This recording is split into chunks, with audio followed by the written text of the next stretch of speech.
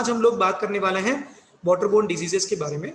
और जैसे कि हम लोग हर बार शुरू करते हैं पिछली बार के समरी से, यानी कि पिछली बार जो टॉपिक हुआ है उसके बारे में हम एक शॉर्ट समरी आपको देते हैं। तो इंदुदा, अगर आप सुन रहे हैं, इंदुदा आप एक छोटा सा समरी कर सकते हैं पिछली बार के टॉपिक के बारे में जो वाटर टेस्टिंग के ऊपर हुआ था। Thank you. हाँ, खुला देता है। Thank you.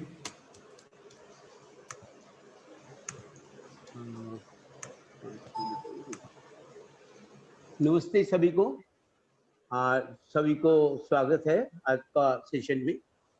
और वही टाइम में तीजा सेशन में हम इन लोगों ने जो सीखा था एमने मैंने ट्रांसलेशन अन्य समरी करवा दो, बहुत छोटे से समरी कर दो क्योंकि आज का सेशन बहुत लंबा है।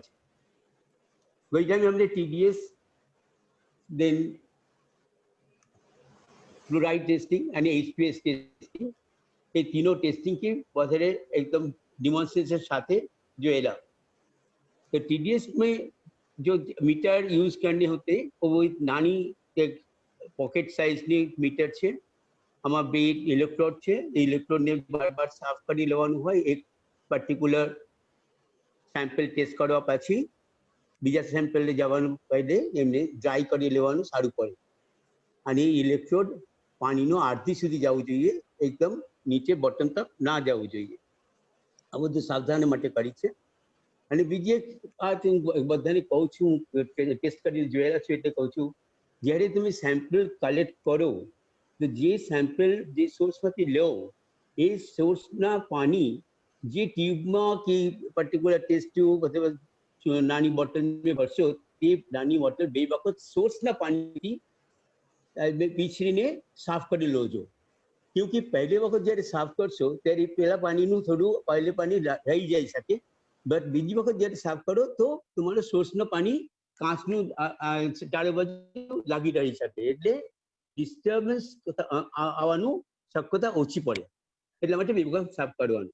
અને પાછી જે આપણે ડેમોન્સ્ટ્રેશન ગઈ ટાઈમે બતાવેલું શુભશ્રી એવી રીતે કરજો। એ છે TDS ટેસ્ટિંગનો ઉપાય। અને TDS ની જે બાકી ગુણવત્તા વગેરે 500 અને 500 કરતા વધારે ના થવો જોઈએ। નીચે ભાઈ તમારો અવાજ સંભળાતો નથી। મારું પણ કહે છે તો અવાજ? હા, તમારો અવાજ સંભળાતો નથી, તમે જોરથી બોલો થોડું। અચ્છા, હવે સંભળાય છે મોટા ભાઈ? હા, હવે બરાબર છે। સારું, તો આટલા મોટીથી બોલવું પડે। ઠીક છે, ઠીક છે। હેલો, હા સંભળાય છે? તમારો અવાજ બિલકુલ નથી બોલાતો। माय गॉड, तो પછી કઈ दादा थोड़ा पास आने का देखिए। अच्छा ठीक शायद है, पास आके शायद ठीक हो सकता है। आज I think in general sound problem है। हाँ, now it is possible to listen prayer. Okay, now please. Hello, હવે સંભળાય છે? બધા સંભળાય છે? या ऑलराइट। ओके, चल तो नेक्स्ट स्लाइड में जाओ। જે આપણે જે રીતે કામ સિરિયસલી કરીશું, એક સારું કામ આપણે બહુ એક જગ્યા में જુનાગઢ डिस्ट्रिक्ट में કરીશું। એ ટાઈમ में એનું રિપોર્ટ વગેરે સુંદર લાસ્ટ ટાઈમ બરાબર કરીને તમારા લોકોને જેને શેર કરેલું। એટલે આમાં ટેસ્ટિંગની માટે હું જોર દેઉં છું, એ રિપોર્ટ માટે જ્યાદા જોર નથી રાખતા। અને ટેસ્ટિંગ એ નેક્સ્ટ HLC નું जो रिपोर्ट એમને કહ્યું હતું માંગરોળ, વેરાવળ, કડીનાર में, એમાં જે કેવી રીતે સેલિનિટી ઇન્ક્રીઝ થાય એ બાબતમાં પણ ચર્ચા કરી। પછી આવ્યો ફ્લોરાઇડ ટેસ્ટિંગ। આ ટેસ્ટિંગ બહુ જરૂરત એટલા માટે છે, અને બધી ટેસ્ટિંગની જરૂરત છે કારણ કે જો લોકોને ફિલ્ડમાં કામ કરતો હોવ એની ઉપર ગ્રામવાસીનું એક વિશ્વાસ રહે। અને એ લોકોને જો ટેસ્ટિંગ કરીને પાણીનું કહી દે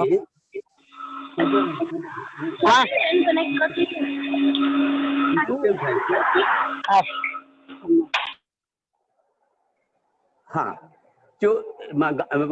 जो लोकोने गाँवમાં જઈને ટેસ્ટિંગ કરો તો લોકોને પાસે જો ટેસ્ટિંગ કરીને રિપોર્ટ બતાવી દો તો તમારા ઉપર એક વિશ્વાસ આવે જે મારું પાણી સેફ છે, એકદમ સારું પાણી છે, એટલે હું પી શકું, યુઝ કરી શકું। એટલે આપણે ટેસ્ટિંગ બહુ જ અગત્યની વસ્તુ છે। જેવી રીતે TDS ને ટેક કર્યો તો મીટર તો ને બતાવી દીધું હોય, અને આપણે ફ્લુરાઇડ ટેસ્ટિંગ કલર ટેસ્ટિંગ છે, એમાં આપણે એક સેમ રીતે સેમ સોર્સ પાણી એક બોટલ में अथवा મેજર ટ્યુબ में લેવાનો અને 4 ml પાણી લેવાનું અને એની જોડે 1 ml કેમિકલ મિક્સ કરવાની. ઝર્કોલિન એલિઝારીન जो आपने यूज करी છે એ 1 ml એડ કરો તો તુરંત 1 થી 2 મિનિટનો અંદર કલર ચેન્જ થાય. કલર પિંક થતા જાય તો જાણી રાખો ફ્લુરાઇડ માત્રા માફિક છે এবং નાથી એકદમ નીચાનું માપમાં છે. আর યેલો થતા જાય કે ઓરેન્જ થતા જાય આની અંદર વધારે પૂરતી ફ્લુરાઇડ છે એ પાણી સારું નથી, ના પીવાય. એ આપણે બતાવ્યા હતા પિંક અને યેલોની ટેસ્ટ. પછી એની ઉપર જે ચર્ચા થયો 20 સાલ તક લોકોને એની ઉપર જગા જગા મેં ટેસ્ટ કરીને જો રિપોર્ટ બતાવ્યો એના માટે પણ ચર્ચા કરી હતું. જેમ કે વિકાસ દેસાઈનું 94 રિપોર્ટ હતો, રાજધાની ઇન્દુના 2004ના રિપોર્ટ હતો, આશિષ શર્માના ડેન્ટિસ્ટ હતું અને ભુજમાં એસીટીનો રિપોર્ટ હતો ઊંચા ઉપર. દરેકમાં એક વસ્તુ કોમન હતું જે ફ્લુરાઇડ પ્રેઝન્સ છે પાણીમાં જગા જગામાં. એક જગામાં ખાલી થોડા ડિફરન્સ હતો, જે રાજધાનીનો જે રિપોર્ટ છે એમાં એડિશન એ હતું જે સોશિયલ કોસ્ટ એની ઉપર ઇન્ક્લુડ હતું. એ બાબતમાં પણ શુભશ્રી અને સુંદર કાફી ચર્ચા કરી. થર્ડ વસ્તુ છે H2S ટેસ્ટિંગ. એને કહે બાયોલોજીકલ બેક્ટેરિયોલોજીકલ જો વસ્તુ પાણીના અંદર હોય એની લીધે જો સામગ્રિક લોકોનો તકલીફ થાય છે એને એક ટેસ્ટ કરવું જોઈએ. એનું કારણ હતું જે ડિફરન્ટ ફિકલ કન્ટેમિનેશન જો અંદર જાય માટીની થ્રુથી એનિમલ અને હ્યુમન એસ્કીટાથી અને બીજું બહુ બધું આપણે પેસ્ટિસાઇડ યુઝ કરી છે એમાંથી પણ જાય છે. તો એ પાણી કેવી રીતે ટેસ્ટ કરે? H2S ની બોટલ આપણે ખરીદ લેવાનું પડે. એ H2S ની બોટલની અંદર એક સ્ટ્રીપ હોય છે, પેપર ટાઈપ સ્ટ્રીપ હોય છે, એની સાથે પાણી ભરી દેવું પડે. એ પાણી 48 અવર્સ મિનિમમ 30 અવર્સ 30 ડિગ્રી સેન્ટીગ્રેડમાં 24 થી 48 અવર્સ સુધી રાખવું પડે. એની કલર ચેન્જ થાય, બ્લેક જેટલા થતો જાય એટલા આનું અંદર દૂષિત પદાર્થો છે. આ આપણને લોકોને બતાવવું પડે. અને એવી રીતે આપણે 4-5 દિન તક રાખી શકીએ કોઈ ટાઈમમાં to see that colour change થાય છે કે નહીં, આપણે દેખાવું જોઈએ. એ રીતે આપણને લોકોને બતાવવું પડે જે કેવી રીતે પાણીનું દૂષિત પદાર્થો સામેથી ચોખ્ખો કરીને જોઈને કયું પાણી આપણે સારું રીતે અને યુઝ કરી શકું એ બતાવવા માટે ગ્રામવાસીનું દરેક ફિલ્ડ પર્સનને શીખવું જોઈએ. Thank you. थैंक यू दादा. समरी लास्ट टाइम का जो हुआ, अगेन मैं साउंड चेक करता हूँ कि साउंड सबको सुनाई दे रहा है क्या मेरा ना ठीक तरीके से. तो प्लीज अगर कोई कंफर्म कर सकते हैं तो मैं आगे बढ़ता हूँ.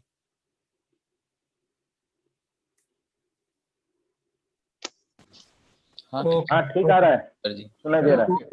Okay, thank you. तो आज हम लोग सेशन में पहले जैसे लास्ट टाइम भी बताए थे कि अभी आज के सेशन में एक और हमारे इन्वाइटी हैं, उनका नाम है अक्षय रूंगटा.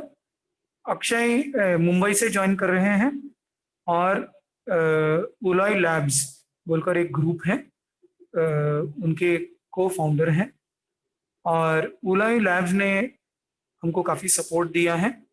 ये वाटर क्वालिटी नेटवर्क को आपके लिए सभी के लिए इसको बनाने के लिए. तो आज हम लोग पहले शुरुआत में ये वाटर क्वालिटी नेटवर्क जो आपको सामने स्क्रीन में दिख रहा है उसके बारे में एक छोटा सा इंट्रोडक्शन देंगे कि कैसे ये वाटर क्वालिटी नेटवर्क को आप यूज कर सकते हैं आपके काम में ना.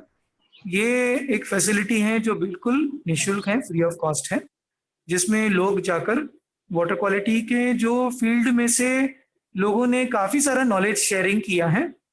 तो ग्राउंड से जो नॉलेज शेयर किया है ना, ग्राउंड से जो एक्सपीरियंस है, केस स्टडीज हैं, स्टोरी है, उसको आप देख सकते हैं. उसमें से जो नॉलेज निकल के आता है कि जिस तरीके से काम करने का तरीका, आईसी कैसे करना, सॉल्यूशन कैसे लाना, वो भी है यहाँ पर. और उसके बाद हम लोग यही अपेक्षा रखते हैं कि हम भी अगर ग्राउंड में है तो जिस तरीके से दूसरों ने शेयर किया है तो हमारे लिए नॉलेज बन सकता है. तो तो उसी तरीके से यहाँ पर ज्ञान दान अगर हम भी दे सकते हैं तो कल दूसरे किसी को भी वो चीज काम आ सकता है। जो दूसरे लोगों ने ज्ञान दान हमारे लिए किया है वही चीज अगर हम दूसरों के लिए कर सकते हैं तो ये जो वाटर क्वालिटी का ये जो पूरा ज्ञान है जो वाटर क्वालिटी नेटवर्क में आपको दिखता है वो बढ़ता जाएगा और वो चीज हम सभी को कल काम आएगा। तो मैं इसके साथ में रिक्वेस्ट करता हूँ अक्षय रुंगटा, आप एक छोटा सा इसमें बैकग्राउंड बता सकते हैं कि किस तरीके से आपने इसको सोच इतने सालों से किया है वाटर क्वालिटी नेटवर्क का और इसको बनाया है, और उसके बाद मैं एक छोटा सा इसका दिखाता हूं कि यहाँ पर इसको आप कैसे यूज कर सकते हैं। तो अक्षय प्लीज एक छोटा सा बैकग्राउंड देंगे तो थैंक यू जी। सुंदर, थैंक यू। मुझे वापस जस्ट पूछना था कि सबको मेरी आवाज आ रही है? मैं ठीक से सुन पा रहा हूँ? आपको मेरी आवाज आ रही है सुंदर? यस। ओके, बढ़िया, ठीक है। तो मेरा नाम अक्षय है। मैं आज बम्बई से ज्वाइन कर रहा हूँ और मैं उलॉय लैब्स नाम के एक हमारी छोटी सी एक कंपनी है, टीम है, जो ये सोशल जो सेक्टर है उनमें जो संस्थाएं हैं हम उनके साथ काम करते हैं। और हमारा उद्देश्य यही है कि हम ऐसे टेक्निकल या टेक्नोलॉजी के टूल्स बनाएं जिनसे जो सोशल संस्थाएं हैं उनमें जो फील्ड में काम करते हैं और जिनके पास बहुत एक्सपीरियंस होता है और क्या कहते हैं नॉलेज होता है, वो कैसे शेयर किया जाए, उनके पास जो ज्ञान होता है वो कैसे शेयर किया जाए। मैं इनरेम संस्था के साथ 2017 से कुछ अलग अलग कामों से को लेकर जुड़ा था और 2018 में हमने एक प्रोजेक्ट पर काम शुरू किया था जिसमें जो इनरेम के जो फील्ड टीम्स थे, सैकी वाटर्स की जो फील्ड टीम्स थी, उनके साथ कैसे स्टोरीज जो हैं, जो फील्ड में जो हमारे स्टाफ हैं आज वो साथी, हमारे कुछ साथी जो हैं इस कॉल पे हैं, उनसे हम कैसे सीख ले सकें और उनको कैसे एक प्लेटफॉर्म दे सकें जहां वो ये स्टोरी शेयर कर सकें। और एक वहां से एक वो आइडिया जो है शुरुआत हुई थी उसकी, और तभी वाटर क्वालिटी नेटवर्क के बारे में भी चर्चा चल रही थी। तो हमने ये कुछ जो अलग अलग आइडियाज हैं उनको साथ में लाया और हमारी एक टीम भी बनी। इनरेम के साथ काम करते करते हमारे साइड पे एक टीम बनी, तो हमने उस टीम को उलॉय लैब्स का नाम दिया और तब से हम ये एक प्रोडक्ट बनाने के प्रोसेस में है, कोशिश में है।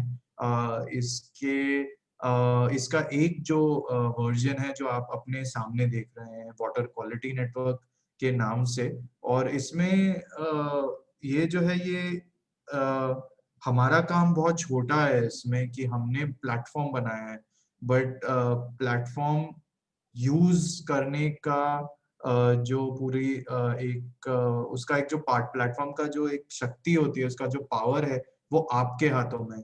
आप जितने स्टोरीज अपना नॉलेज शेयर करेंगे या यहाँ के नॉलेज लेंगे, उसी से प्लेटफॉर्म आगे बढ़ेगा और उसका कुछ महत्व होगा। तो ये एक छोटा सा जो हमारा एक नजरिया है वो बस मैं आपके साथ शेयर करना चाहता था। सुंदर, और कोई चीज अगर कुछ शेयर करना मैं भूल गया तो आप अगर कुछ क्वेश्चन पूछ सकते हैं या कुछ आइडिया दे सकते हैं तो मैं उसमें भी थोड़ा और डिटेल दे पाऊंगा। Thank you Akshay. ये जो बैकग्राउंड आपने दिया, नहीं आपने तो काफ़ी अच्छे से इसका ब्रॉड एक बैकग्राउंड दिया है, और इसके आगे मैं यही अभी करूँगा कि एक बहुत ही छोटे सिंपल उदाहरण से, एग्जाम्पल से मैं इसको दिखाऊंगा कि कैसे हम फील्ड के काम के लिए इसको यूज़ कर सकते हैं, है ना, कि कैसे हमारे फील्ड के काम को डॉक्यूमेंट करना, लोगों तक पहुंचाना और दूसरों से हम सीखना, है ना, कैसे ये चीज़ हम अभी कर सकते हैं।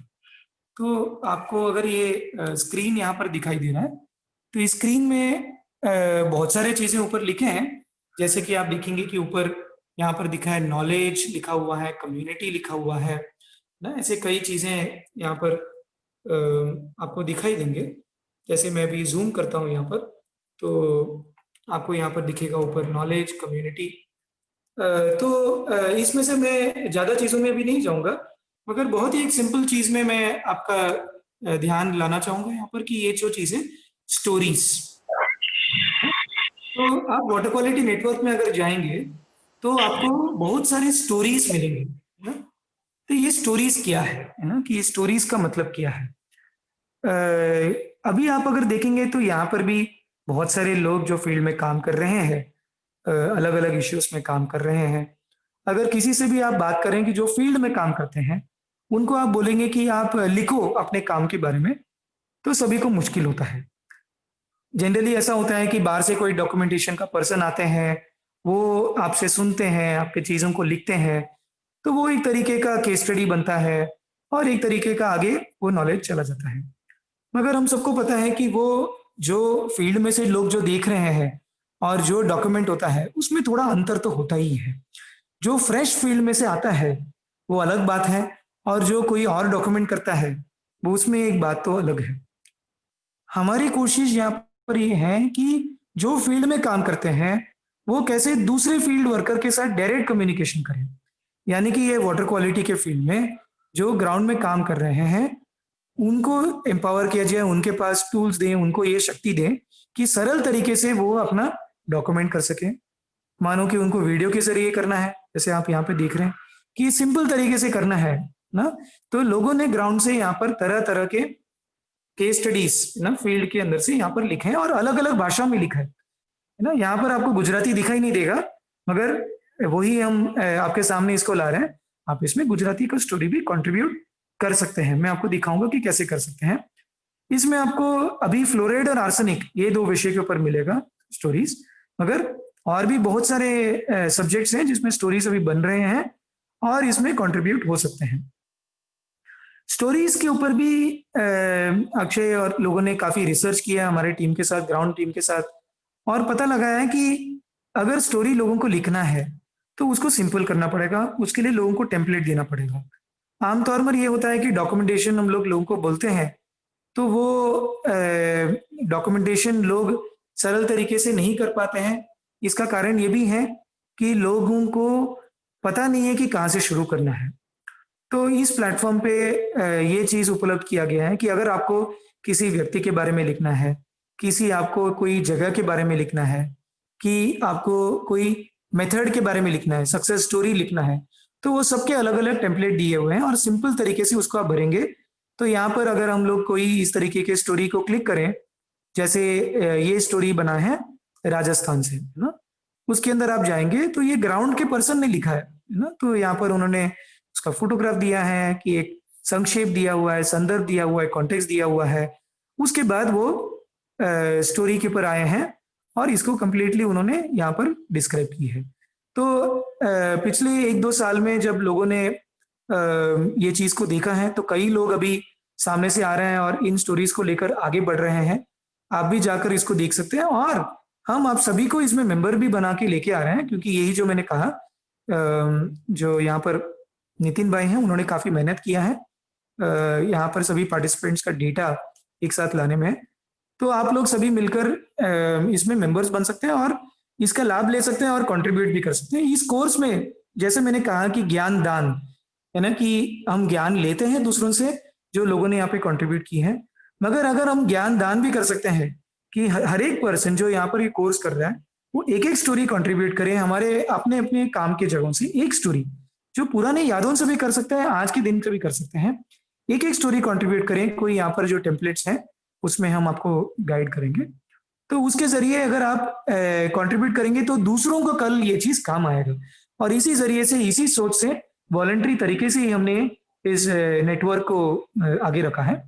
यहाँ पर आप देखेंगे तो और भी कई चीजें दिखेंगे, जैसे कि संस्थाओं के लिए यहाँ पर जगह दिया गया है। तो यहाँ पर जो संस्थाएं हैं वो भी सब यहाँ पर दिखाई देगी आपको थोड़े दिन में। आपको लोग भी दिखेंगे यहाँ पर। तो एक तरीके का येलो पेजेस बोल सकते हैं, वाटर क्वालिटी की डायरेक्टरी है। तो धीरे धीरे यहाँ पर और भी लोग देश भर से आते जा रहे हैं। आप सभी भी इसमें मेंबर्स बन सकते हैं और यहाँ पर आपके संस्थाएं हैं का इसमें लाभ उठा सकते हैं। और इसमें फीचर्स है जैसे कि वर्किंग ग्रुप्स हैं, और भी कई चीजें हैं जो जब आप इसको यूज करने लगेंगे तो आपको पता चलेगा। जैसे कि यहाँ पर देखेंगे तो आपकी जो जगह है वहां पर जो वाटर क्वालिटी पे काम हो रहा है उसके ऊपर से आप एक पेज बना सकते हैं और आपको रेडी तरीके से आपके काम का एक विजिबिलिटी मिलेगा यहाँ पर। जैसे कि ये डूंगरपुर राजस्थान के ऊपर है, उसका सारा डेटा आपको यहाँ पे मिलेगा और उसके साथ के जो स्टोरीज हैं, इवेंट्स जो चल रहे हैं, वो भी आपको एक ही जगह में, एक ही लोकेशन का सारा चीज एक जगह में दिखेगा, है ना। अभी मैं इससे ज्यादा इसमें नहीं जाऊंगा क्योंकि हम इसको धीरे धीरे से समझेंगे, धीरे धीरे से। जैसे कि यहाँ पर आपको नॉलेज के लिए भी आपके कई सारे टूल्स हैं, आपको वाटर क्वालिटी रिलेटेड कई इश्यूज में आपको सीखना है तो यहाँ पर जाकर सीख सकते हैं। हम जो गुजराती में कंटेंट बना रहे हैं वो कंटेंट भी हम यहाँ पर डाल रहे हैं, जो आपके साथ शेयर कर रहे हैं, तो धीरे धीरे आपको गुजराती में भी यहाँ पर कंटेंट दिखाई देने लगेगा। तो इसके साथ मैं इस इंट्रोडक्शन को यहीं पे आगे बढ़ाता हूँ आज के कॉल को। इसके ऊपर कोई सवाल जवाब हो तो यहाँ पर डिस्कस कर सकते हैं। तो किसी को भी कोई सवाल है, कुछ सजेशन है, कुछ पूछना है तो यहाँ पर ये वाटर क्वालिटी नेटवर्क के बारे में पूछ सकते हैं, नहीं तो हम लोग आगे प्रेजेंटेशन में जाएंगे। Thank you.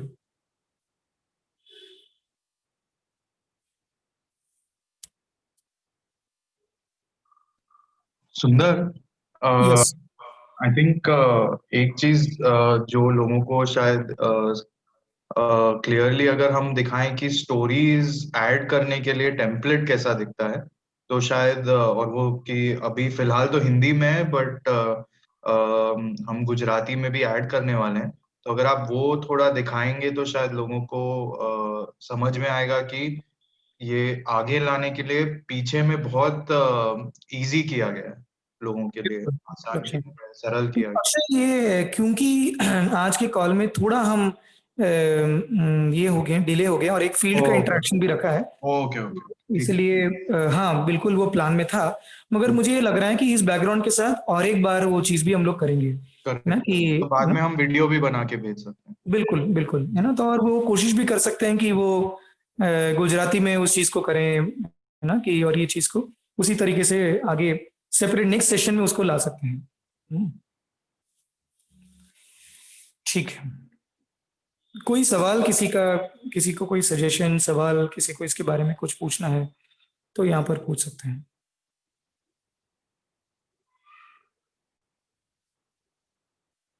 Okay, thank you. तो इसके साथ आज के प्रेजेंटेशन में हम जाएंगे आज के दिन के जो टॉपिक पे, जो है फील्ड में हम कैसे वाटरबोर्न डिजीजेस को डिटेक्ट कर सकते हैं, यानी कि पहचान सकते हैं। तो इसमें अभी हम स्टार्ट करते हैं। तो फिर से मैं एक साउंड चेक करता हूँ, सभी को मेरी आवाज सुनाई दे रही है? प्लीज कोई कंफर्म कर सकते हैं कि मेरा साउंड क्लियर है? यस सर, क्लियर है। Thank you very much, thank you. तो आज जैसे कि पिछली बार हमने डेमोन्स्ट्रेशन किया था फील्ड टेस्टिंग का, वाटर फील्ड टेस्ट किट के टेस्टिंग का, आज हम ये भी कोशिश करेंगे कि प्रेजेंटेशन के साथ हमारे कई साथी हैं जो फील्ड में से भी आपको डेमोन्स्ट्रेशन दिखाएंगे, ये इसमें से कोई डिजीजेस के बारे में, है ना। तो इसके ऊपर हमने काफी बहस किया कि क्या ये करना सही है, कि जो लोग पेशेंट्स हैं, जो अफेक्टेड हैं, उनको क्या हम ऑनलाइन जरिए, इस सोशल मीडिया एक तरह से बोल सकते हैं जूम को भी, क्या इस जरिए से सही है कि नहीं। तो काफी चर्चा हमारे अंदर हुई कि एथिकल इश्यूज भी इसमें हो सकते हैं, मगर एक तरीके से हमें लगा कि जिस समुदाय के साथ हम लोग काम कर रहे हैं उनके साथ हमने परमिशन भी ली है, उनके बातें भी की हैं और वो रेडी हैं, तो इसीलिए हम लोग इस सेशन में लोगों को भी लाएंगे जो कोशिश करेंगे कि अगर इंटरनेट ठीक है तो, ताकि आपको सीख भी थोड़ा ज्यादा अच्छे से मिले, क्योंकि जो पावर पॉइंट में और ये प्रेजेंटेशन में अभी दूर माध्यम से हम लोग दिखा रहे हैं उससे काफी और ज्यादा अच्छा फील्ड से डायरेक्टली भी आप लोग देख सकते हैं, है ना। तो पहले हम थोड़ा सा प्रेजेंटेशन इसमें करेंगे। यहाँ पे आज 4 टॉपिक्स हैं। पानी के साथ अगर आपको जुड़ा हुआ गुजरात में सबसे ज्यादा अगर देखेंगे तो लोग पथरी को बहुत ज्यादा जोड़ते हैं, है ना। जैसे आप देखेंगे तो देशी दवाई भी बहुत होता है, कई सारे फकीर होते हैं जो बहुत सारे लोग उन पे निर्भर होता है, आयुर्वेद में इसका दवाई है। हम भी इसके ऊपर जब काम करना शुरू किए थे पथरी के ऊपर, तो हमको कच्छ में तो बहुत लोग मिले, एक फकीर मोहम्मद तुर्क बोलकर मिले थे हमको शायद मांडवी में, जिन्होंने हमको बताया था कि हर दिन उनके पास कितने लोग आते हैं गुजरात भर से और बाहर देशों से भी पथरी की दवाई के लिए। और पथरी के जैसे कि सद्भावना जो हॉस्पिटल है भावनगर में, ऐसे कई हॉस्पिटल है जिसमें हजारों लोग आते हैं। आपको पता होगा कि नडियाद में किडनी हॉस्पिटल है जिसमें कितने सारे लोग किडनी प्रॉब्लम से आते हैं। तो पथरी के जो प्रॉब्लम है गुजरात में बहुत ज्यादा है। लोगों को काफी लगता है कि ये क्या पानी की वजह से है, तो उस सवाल के बारे में पहले बात करेंगे। फ्लोरोसिस के बारे में बात करेंगे जिसमें हम लोग आपको फील्ड के साथ जोड़ेंगे। आर्सेनिकोसिस है ना, जो प्रॉब्लम जो हमने जो कहा कि जो गुजरात में थोड़ा अभी बढ़ता जा रहा है। हाँ बिल्कुल, मुंद्रा, सॉरी नॉट मांडवी, फकीर मोहम्मद तुर्क मुंद्रा, यहाँ पर किसी ने मुझे करेक्ट किया, बिल्कुल मुझे भी बहुत साल हो गया उनको मिलकर, थैंक यू वेरी मच। तो जैसे हम आर्सेनिकोसिस, आर्सेनिक का जो प्रॉब्लम है वो जैसे हमने कहा कि वो गुजरात में भी अभी निकल के आ रहा है, रिसेंट रिपोर्ट्स आए हैं। अगर आर्सेनिकोसिस अभी तक दिखा नहीं है तो हमको आपको थोड़ा हेल्प करेंगे आर्सेनिकोसिस को डिटेक्ट करने में। और अगर यहाँ पर किसी को लगता है तो हम फील्ड कनेक्शन भी करेंगे अगली बार में, ताकि आप लोग डायरेक्ट फील्ड में भी इसको देख सकते हैं ऑनलाइन के जरिए, जो हम आज फ्लोरोसिस से करेंगे। और लास्ट में बहुत जरूरी है कि जो सीजनल डिजीजेस है ना, उसके बारे में हम लोग थोड़ा बात करेंगे, जिसमें हम इसके बारे में हम सभी काफी कुछ जानते हैं, मगर उसके बारे में भी हम लोग यहाँ पे ध्यान देंगे। तो ये जो 4 मेन डिजीज वाटर के डिजीजेस हैं, एक तो सैलिनिटी रिलेटेड, एक फ्लोराइड रिलेटेड, एक आर्सेनिक रिलेटेड और एक सीजनल डिजीज, ये चारों का मिलाएंगे तो आपको लगभग पानी के रिलेटेड मोस्टली सभी आ जाएंगे। और दूसरा देखेंगे तो ओवरऑल जो डिजीज बर्डन है भारत में, स्पेशली रूरल इंडिया में, कि जो लोग दर्दी से जाते हैं डॉक्टरों के पास, उसमें करीब 30% ही इसमें कवर हो जाता है। 30% जो सभी डिजीज हैं वो पानी के साथ लिंक्ड हैं। तो पानी के रिलेटेड जो डिजीजेस के ऊपर अगर हम काम करते हैं तो उसको उसका जो योगदान है समाज को काफी बड़ा है। तो पहले हम आते हैं यहाँ पर पथरी के ऊपर। तो ये सवाल मैं यहाँ पर रखते हैं, हम लोग बता नहीं रहे हैं, तो क्या पथरी क्षार के साथ जुड़ा हुआ है ना। तो ये जो मैप है, नक्शा है, जिसमें देखेंगे कि सिर्फ भारत ही नहीं, आज के दिन का जो हिंदुस्तान है, भारत है, उसके साथ अब पुराने ब्रिटिश के टाइम का जो पूरा बर्मा, बांग्लादेश, बालूचिस्तान, अफगानिस्तान, वो सब कुछ दिखेगा। क्योंकि उस टाइम पे जो बोलते थे सर्जन जनरल, माने कि जो पूरे भारत के डॉक्टर माने जाते थे ब्रिटिश के समय से, एक रॉबर्ट मैकैरिसन बोलकर थे, जिन्होंने काफी बड़ा मेहनत किया भारत में कई सारे डिजीज को डॉक्यूमेंट करने में। तो उन्होंने क्या किया कि पथरी उन्होंने देखा कि कई जगहों से आ रहा है, और उस समय में मतलब करीब 100 साल पहले उन्होंने जगह जगह से पथरी की केसेस का डॉक्यूमेंटेशन किया। और हर जगह में जहां पर हर 1 लाख पॉपुलेशन में एक पथरी अगर मिलता है तो उन्होंने वहां पर एक क्रॉस यहाँ पर मार्क किया है। आपको दिखाई देगा कि सबसे ज्यादा क्रॉस हमारे इस रीजन में ही है, यानी कि सिर्फ गुजरात ही नहीं, कच्छ सौराष्ट्र ही नहीं, मगर राजस्थान से लेकर पाकिस्तान तक और ये पूरे रीजन तक। बोलने की बात ये है कि 100 साल पहले भी ये पथरी का जोन हुआ था ना, इसको बोलते हैं किडनी बेल्ट, इसको बोलते हैं किडनी स्टोन बेल्ट। हाँ बिल्कुल, कोई सवाल है किसी को? हाँ, कोई सवाल है किसी को तो पूछ सकते हैं, अगर नहीं है तो देन हर्ष उनको म्यूट कर सकते हैं। अगर सवाल है तो प्लीज आप बात कर सकते हैं। एक सवाल था। हाँ प्लीज। जैसे आपने बताया कि ये जो किडनी स्टोन बेल्ट है वो 1900 मतलब अभी से 100 साल पहले की बात अभी हम लोग कर रहे हैं। हाँ। हाँ, और यहाँ पे सोर्स में डाला है कि 1931। तो बस एक्चुअली यही था कि over the period of time, मतलब जैसे हम लोग, आई एम नॉट श्योर, मैं ऐसे ही पूछ रहा हूँ कि जिस तरह से हम लोग बोल रहे हैं कि अभी अभी जो सैलिनिटी अभी बढ़ रही है, तो मे बी ये हो सकता है कि ये शायद ये जो सिवियरिटी है वो मुझे लगता है कि और ज्यादा हो सकती है। बहुत अच्छा पॉइंट आपने बोला, बहुत अच्छा पॉइंट आपने बोला है मेघल भाई ना। हाँ मेघल, बहुत अच्छा पॉइंट, बिल्कुल बिल्कुल। तो इसीलिए मैं आपको अगले 2-3 स्लाइड में आपको शेयर भी करता हूँ कि हमने हमारी तरफ से जो कोशिश की है ना, इसके बारे में और पता लगाने के लिए। और जो रीजनल किडनी सेंटर है नडियाद में, वो लोग भी इसमें काफ़ी हमको सपोर्ट किए हैं, तो उसमें मैं आता हूँ। इसका ये मैप को दिखाने का रीज़न ये भी है कि काफ़ी बार क्या है, हम सिर्फ हमारे रीजन को देखते हैं तो सिर्फ एक गुजरात में हम सोच लेते हैं, मगर ये क्योंकि उस समय में रीजन काफी बड़े नजर से लोग देखते थे, तो ये हमको जानना जरूरी है कि ये इस रीजन में, अगर वो पेपर में अगर यहाँ पर किसी को चाहिए तो वो मैं शेयर कर सकता हूँ। उसमें उन्होंने काफी सारे कारण लिखे हैं। उन्होंने ये भी लिखा है कि कोर्स ग्रेन्स, यानी कि जो कोर्स व्हीट, कोर्स बाजरा, मतलब कि जो जिसके कण बड़े होते हैं, उनको ऐसा लगता है कि ये इस रीजन में ज्यादा लोग यूज करते हैं, उसकी वजह से हो सकता है। उन्होंने बहुत सारा उसमें उस टाइम पे लिखा है कि, और सबसे बड़ा लिखा है तो जो वेदर, मतलब हॉट एरिया है और हाई टेम्परेचर जो यहाँ पर लिखा है। मगर आज के हमारी जो थिंकिंग में, जैसे मेघलबा ने बहुत सही कहा कि क्या पानी की क्षारता, पानी की सैलिनिटी जो है, क्या इसके साथ जुड़ा हुआ है? ये सवाल मैं कर रहा हूँ, मैं ये नहीं कह रहा हूँ कि क्षारता की वजह से ये सैलिनिटी हुआ है ना। अगले स्लाइड में मैं जाता हूँ। अभी हमको ये सवाल अलका-बेन, जो जब अलका पालरेचा जब AKRSP में थे, और AKRSP में जो उमेश भाई थे, उमेश भाई हैं इस कॉल में भी हैं, और अपूर्व भाई, कई लोग जो फील्ड में से भी, मैं लोगों का नाम भूल रहा हूँ, तो उन्होंने हमको अप्रोच किया था, कहा कि जूनागढ़ के कोस्टल एरिया में इस तरीके के सैलाइन वाले विलेजेस में ज्यादा पथरी दिख रहे हैं।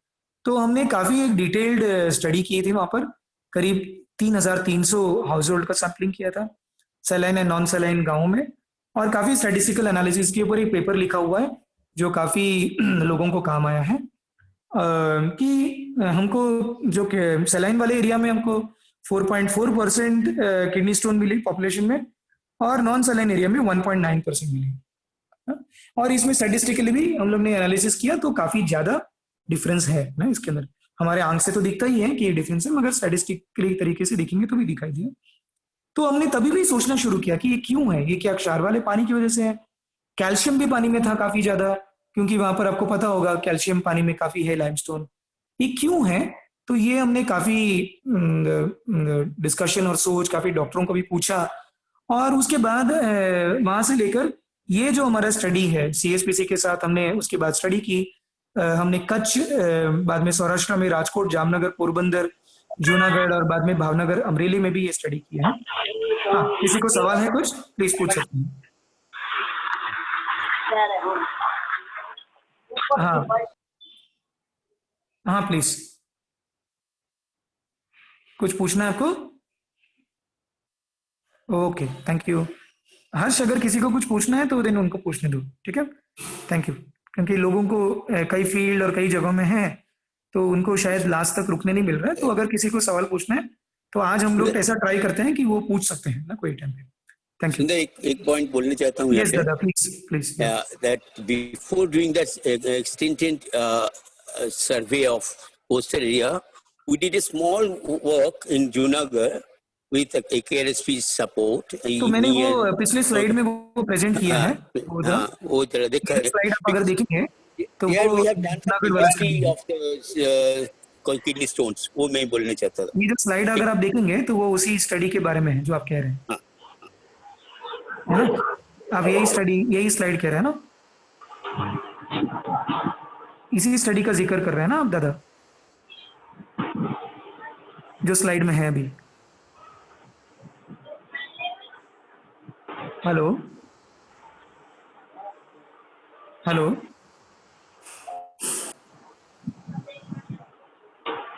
ओके। अच्छा, ये स्लाइड है, लेकिन ये स्लाइड का जब हुआ था, ये हम लोगों का, मैं या तुम लेके पूरा टीम लेके किया था, इसका डिटेल है, ठीक है? बट 1.9% किडनी स्टोन्स का वो शायद उसका रिपोर्ट का है, करेक्ट?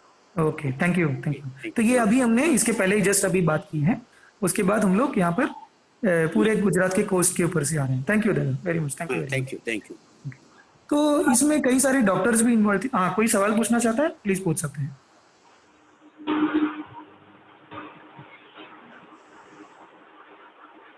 ओके, नहीं तो हम लोग आगे बढ़ते हैं। Thank you. तो इसमें कई सारे कारण निकले एक एक जगहों के ऊपर कि जैसे कि डाइटरी फैक्टर्स हैं। अभी कई डॉक्टर्स का कहना है कि ये चूना का कंजम्पशन बहुत ज्यादा है कई जगहों पर, तो उनका ये कहना है क्योंकि जो कैल्शियम, जो मेनली स्टोन्स है, 80% स्टोन्स हैं calcium oxalate stones. Calcium oxalate stones ना, ऑक्सैलेट मतलब ऑक्सैलिक एसिड, वो हमारे चाय में है, वो पालक में भी है, कई और चीजों में भी है, और कैल्शियम तो हमारे कई सारे फूड आइटम्स में है। तो डॉक्टरों का काफी सारा कहना है कि ये डाइटरी फैक्टर्स हैं। पानी बिल्कुल कहते हैं, मगर कैसे कि पानी कहते हैं कि कम पानी पीना। ये भी पाया जाता है कि जहां पर क्षार बहुत ज्यादा है तो लोग काफी जगह में, वो जगह में नेचुरली पानी कम पीते हैं, ये भी पाया गया है। और काफी हाई टेम्परेचर की जगह में स्वेटिंग भी बहुत होता है, तो पानी का लॉस शरीर से बहुत होता है। तो उसकी वजह से किडनी का हाइड्रेशन, मतलब किडनी में पानी जाना, वो कम होता है। तो ये एक ओवरऑल कारण लोगों ने बताया कि क्यों सैलाइन वाले एरिया में ये चीज हो सकता है। ऐसा नहीं कि सैलाइन वाटर की वजह से क्षार जाके जमता है किडनी में, ये लिटरेचर से अंदर से, स्टडीज के अंदर से नहीं आ रहा। तो हम लोग काफी सालों से किडनी जो सेंटर है नडियाद, उनके साथ सद्भावना के साथ काम कर रहे हैं। इस स्टडी में आप जाएंगे तो काफी डेटा आपको मिलेगा, 7,000 स्टोन्स का भी डेटा मिलेगा, उस पर मैपिंग किया हुआ। तो मेनली जो बात है, 3 बातें हैं कि पानी ज्यादा पीना है रेगुलर इंटरवल में, मतलब एक साथ नहीं, आपको हर 1 घंटे में पीना है। हाई टीडीएस वाटर, मतलब बहुत ज्यादा, 1000 से ज्यादा, वो आपको अवॉइड करना है। और जितना तक हो सके स्वेटिंग आप कम करें, कि बाहर जाते हैं तो पगड़ी की टोपी रखें, कि सिर को ढकें, कि कोई भी तरीके से स्वेटिंग को कम करें। तो पानी के लॉस को कम करें शरीर से, और शरीर में पानी बढ़ाएं, और लोग जितना तक कि बहुत हाई टीडीएस ना करें। तो पानी की तरफ से ये सजेशंस निकल के आ रहे हैं, है ना, कि मेनली किडनी स्टोन की तरफ से ये 3 मुख्य चीजें। मगर ये याद रखना जरूरी है कि कई लोगों को किडनी स्टोन ऐसा भी होता है कि सोने के पोस्चर की वजह से होता है। कई लोगों को जो डायमंड कटिंग में काम करते हैं, एक ही जगह में बैठे रहते हैं, उनके पास टॉयलेट की फैसिलिटी नहीं रहता है, तो वो पानी भी कम पीते हैं, कम पीते हैं दिन में, उसकी वजह से पथरी होता है। तो पथरी के कारण बहुत ज्यादा है, सिर्फ पानी नहीं है, ये हमको जानना बहुत ही जरूरी है ना। तो ओके, ठीक है। तो शुभश्री प्लीज, देन आप फ्लोरोसिस के टॉपिक में जा सकते हैं, उसके बाद हम लोग फील्ड डेमो करेंगे जाबुआ से ना। शुभश्री प्लीज आप ले सकते हैं। थैंक यू सुंदर जी। मेरी आवाज आ रही है सभी को?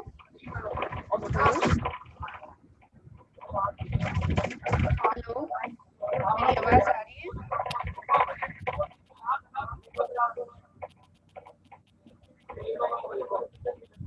हेलो, हाँ बिल्कुल आवाज आ रही है, पीछे बैकग्राउंड नॉइज आ रहा है कोई। ओके, किसी को कोई सवाल है?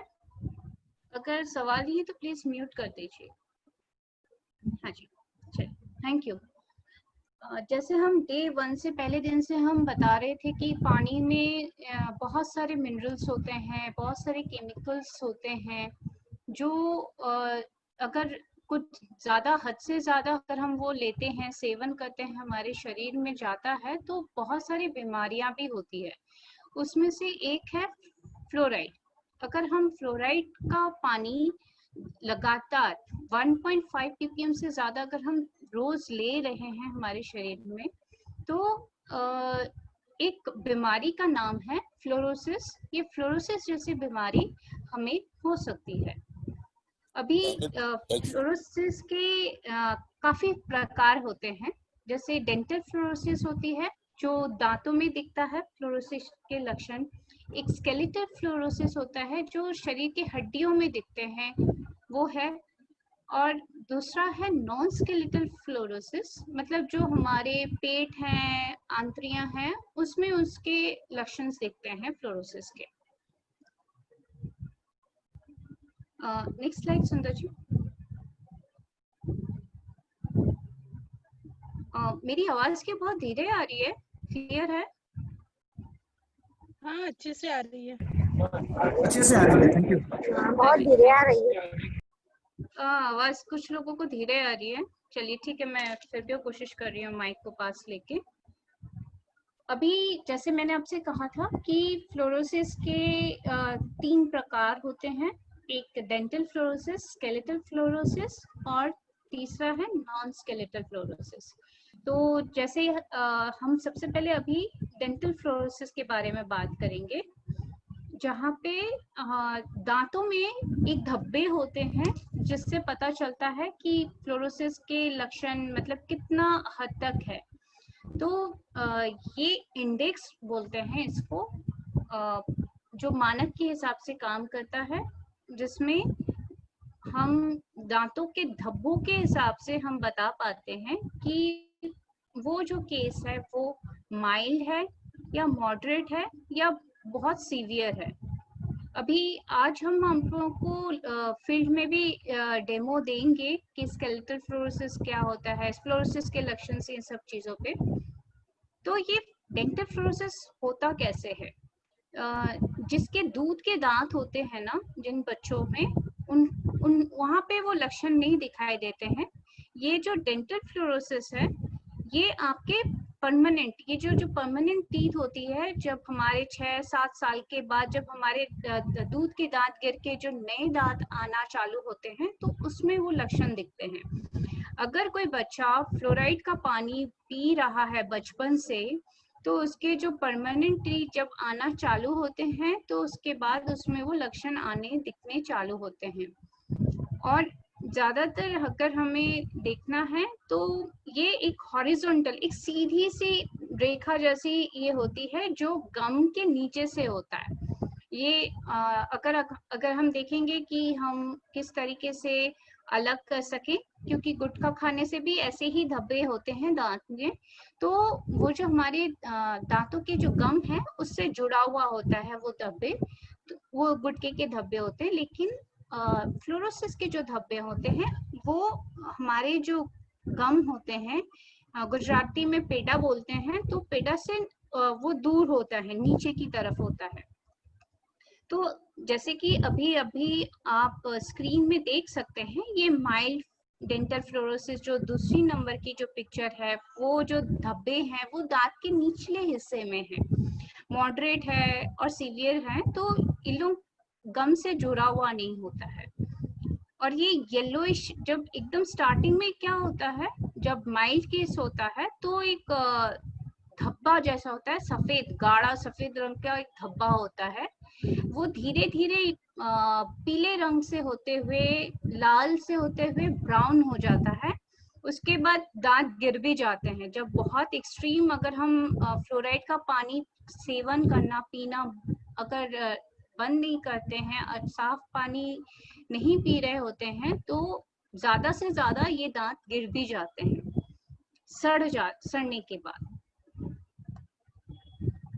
नेक्स्ट स्लाइड सुंदर जी।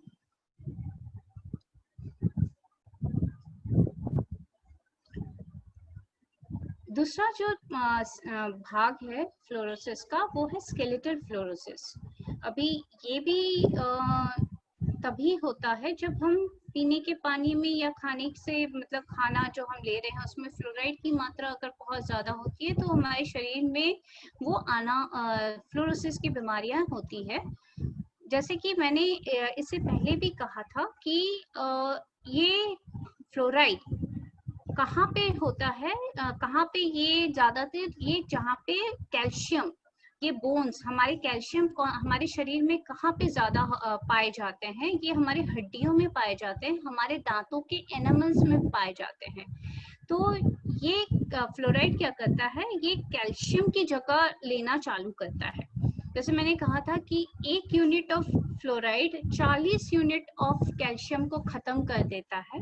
तो इसी हिसाब से ये जो हमारी हड्डियों में जो कैल्शियम होती है बोन्स में, हड्डियों में, तो उसमें फ्लोराइड क्या करता है, उसको खत्म करके जब वो जमना चालू करता है हमारे हड्डियों में, तब क्या होता है, ये बोन्स का जो ग्रोथ होता है हड्डियों का वो खत्म हो जाता है, बंद हो जाता है।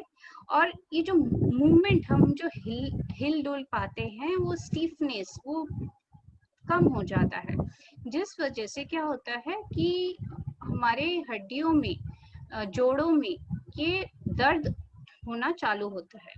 अगर शुरुआती तौर पे अगर हम देखेंगे कि स्केलेटल फ्लोरोसिस के लक्षण क्या है, तो ये हम बोल सकते हैं कि शरीर में अकड़न बहुत है, हम मतलब जो लचीलापन बोलते हैं, फ्लेक्सिबिलिटी है वो नहीं हो पाता है, जोड़ों में बहुत दर्द होता है। तो ये हमारे एकदम शुरुआती लक्षण होते हैं स्केलेटल फ्लोरोसिस के।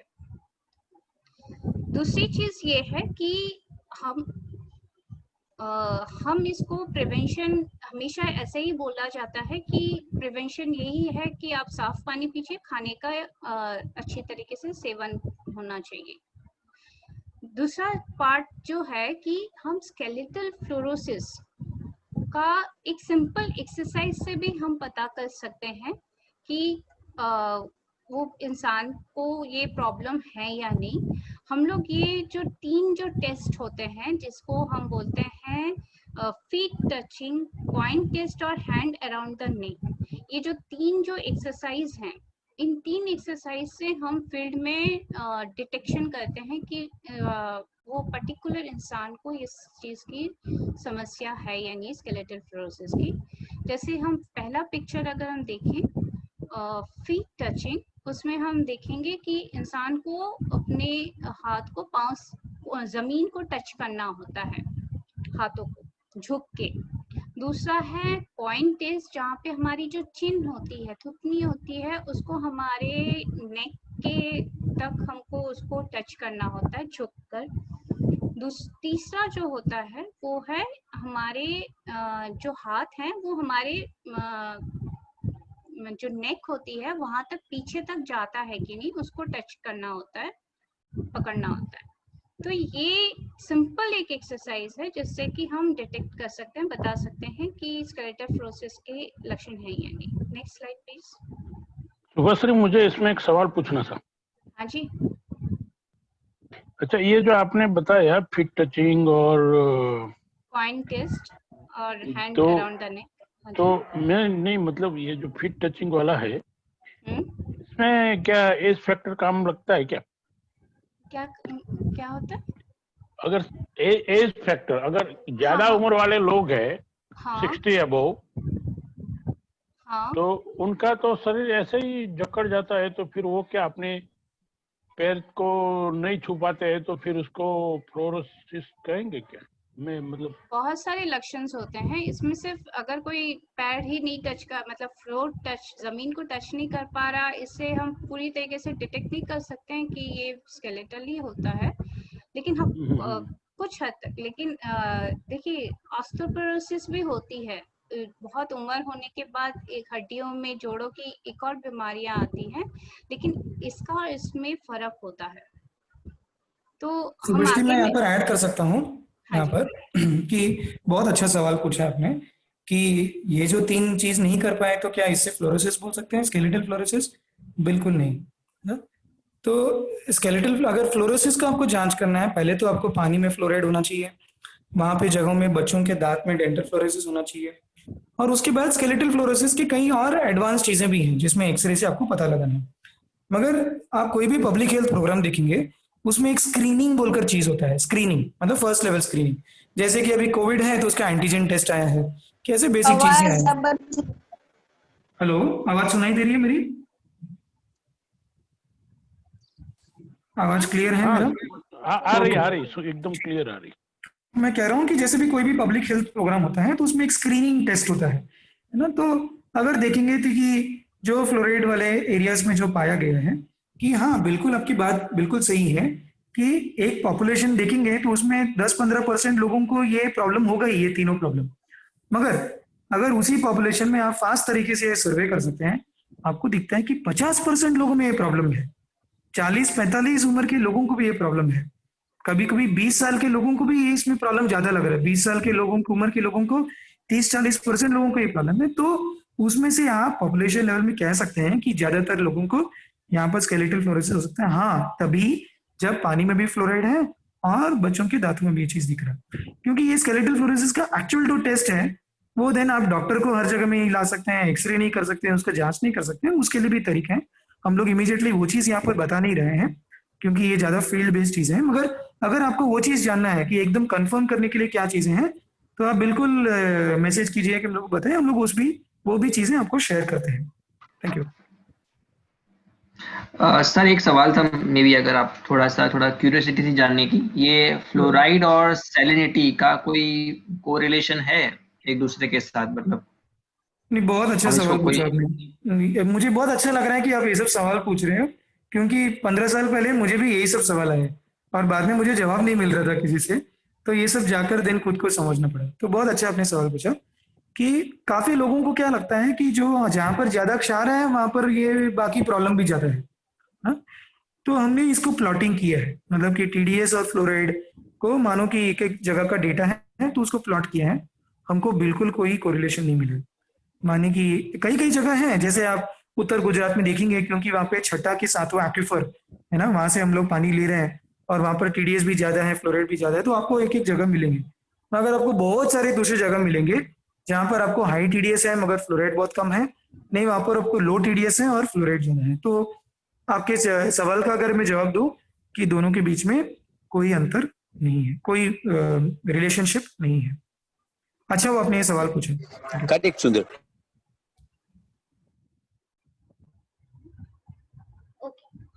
थैंक यू सुंदर जी डिटेल एक्सप्लेनेशन के लिए। तो अब हम आगे बढ़ते हैं। मतलब ये स्क्रीनिंग मतलब ये शुरुआती जांच के लिए होता है कि हमारे फील्ड में अगर एक ओवरव्यू लाने होता है, एक जानकारी देखना होता है एक झलक में, तब ये चीजें हम करते हैं कि ये छोटे छोटे एक्सरसाइज से हम पता करते हैं, वाटर टेस्टिंग से पता करते हैं, स्कूल में जाके डेंटल फ्लोरोसिस से पता करते हैं कि वहाँ की स्थिति क्या है। ठीक है, थैंक यू। नेक्स्ट स्लाइड सुंदर जी।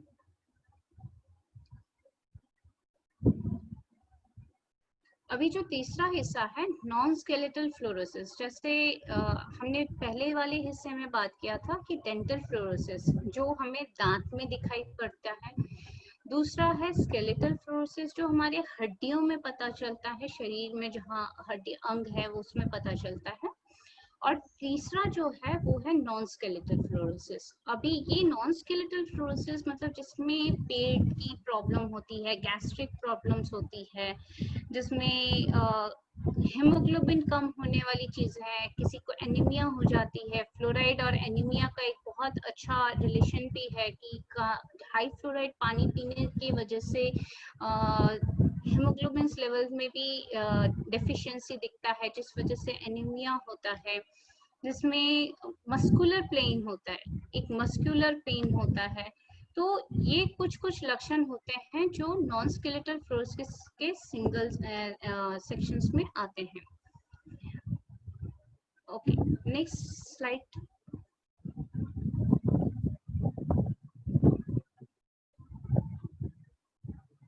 फ्लोरोसिस रिवर्सल, इस पे एक हम बात कर रहे हैं।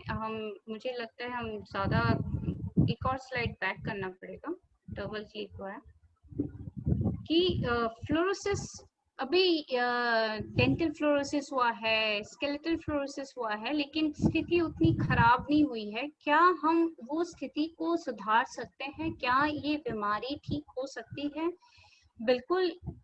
अगर किसी को ये बीमारी एक टाइम बहुत शुरुआती उम्र में अगर पकड़ाया जा सके, इसको डिटेक्ट किया जा सके और सही ट्रीटमेंट किया जा सके, तो बिल्कुल ये चीजें सुधर सकती हैं बाय शिफ्टिंग, मतलब साफ पानी पीने से, और न्यूट्रिशन मतलब खाने में सुधार लाना, जिसमें हमें पौष्टिक आहार लेना होता है, जिसमें कैल्शियम ज्यादा होता है, मैग्नीशियम ज्यादा होता है, विटामिन सी ज्यादा होता है। कैल्शियम को हम यहाँ पे बहुत ज्यादा इम्पोर्टेंस इसलिए देते हैं क्योंकि ये कैल्शियम को ही ज्यादा खत्म कर रहा है, तो हमको जितना शरीर से कैल्शियम जाता है उसको हमको वापस इनटेक भी करना होता है ताकि वो बैलेंस हो सके। Okay, next slide. जैसे मैंने कहा कि हर एक केसेस में ये रिवर्सल नहीं हो सकता है। अगर ट्रीटमेंट सही उम्र में चालू हो सकता है, जैसे कि अगर 15 साल की कम उम्र में किसी को स्केलेटल फ्लोरोसिस है, जिसमें टांगे मतलब मुड़ गए हो, हाथ टेढ़े हो गए हो, या फिर नॉन स्केलेटल फ्लोरोसिस है, पेन है बॉडी में, मस्कुलर पेन है, पेट में गैस्ट्रिक का बहुत सारे इश्यूज हैं, एनीमिया है, तो ये सारी चीजें सुधारी जा सकती है। और ये इंड्रिम का जो काम हुआ है झाबुआ डिस्ट्रिक्ट में, असम में, ये हमने खुद ये ऑब्जर्व किया है कि ये सुधार आई है। जैसे यहाँ पे एक एग्जांपल है नागांव से असम का, जहाँ पे 2014 में एक बच्चे का हमने देखा था, ये सिचुएशन है जब उसको हमने साफ पानी मतलब फ्लोराइड फ्री पानी और बेटर न्यूट्रिशन का जब हमने इसका कॉम्बिनेशन उसको देना चालू किया तो 2016 में उसके टांगे काफी मतलब सुधार आ चुकी थी। जो उसको स्केलेटल प्रॉब्लम थी वो अभी आराम से अच्छी तरीके से चल पा रहा था। अभी मैं सचिन और कल्पना से रिक्वेस्ट करूंगी कि जैसे मैंने आपसे कहा है कि फील्ड में इसका डेमोन्स्ट्रेशन हम दिखा सकते हैं, तो सचिन। Yes ma'am.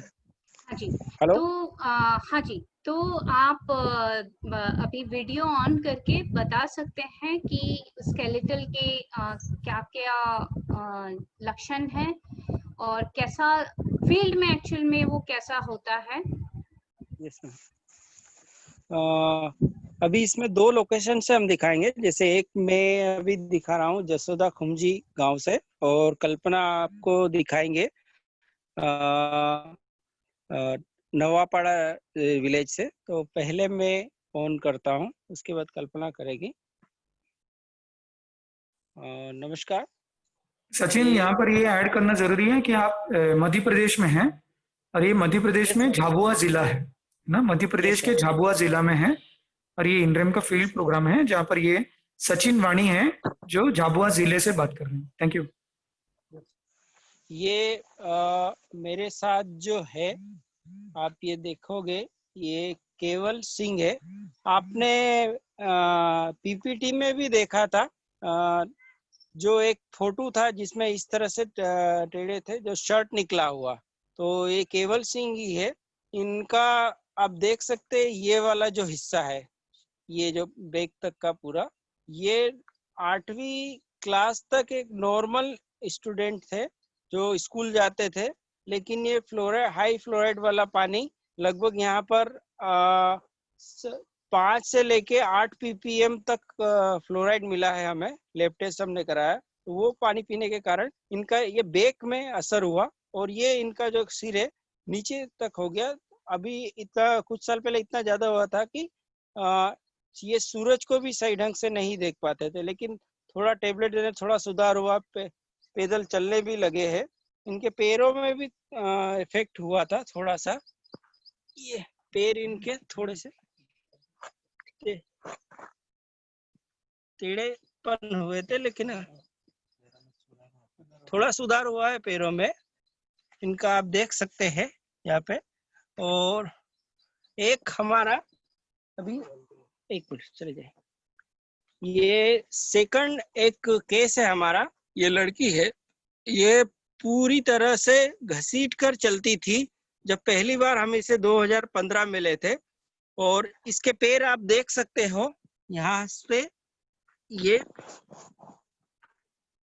इस तरह से ये तीर के जैसे कर्व हो गया है और ये पूरा कठोर होता है ये हिस्सा। तो बहुत सारे लोग बोलते हैं कि कहीं ये पोलियो तो नहीं। पोलियो और इसमें अंतर है कि पोलियो में जो टिश्यू है वो सॉफ्ट होते हैं और इसमें फ्लोरोसिस में वो हार्ड होते हैं। और ये जो तीर के जैसा होता है, कमान जैसा, तो इस कारण ये कि यहाँ पर पहाड़ी एरिया है तो बच्चे चलते हैं तो प्रेशर ज्यादा लगता है, तो इस कारण ये पैर टेढ़े मेढ़े हो जाते। ये बच्ची है वंती, अभी ये खड़ी हो गई है। पिछले हम 5 साल से इसका कंटिन्यू ट्रीटमेंट कर रहे हैं, तो अभी ये चलने लग गया है। घसीट से हम इसको खड़े लेवल तक तो ले आए हैं, लेकिन इसका पैर थोड़ा सा ज्यादा ही टेढ़ा हो गया है, तो इसको सुधारना एक बहुत बड़ा चैलेंज है। और एक केस अभी आपको और दिखाता हूँ। ये हमारा पेशेंट है नंदू। ये 2010 में जसोदा खुमजी में 25 पेशेंट जो लिए थे उसमें से थे, और ये भी लगभग पूरी तरह 90% ठीक हुआ है।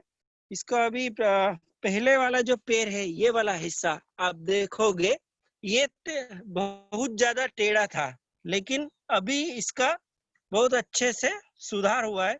90% ये ठीक हुआ है, आज ये नॉर्मल तरीके से चलता है।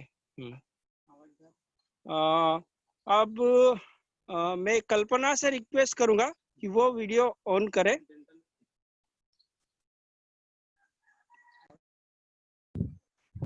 कल्पना।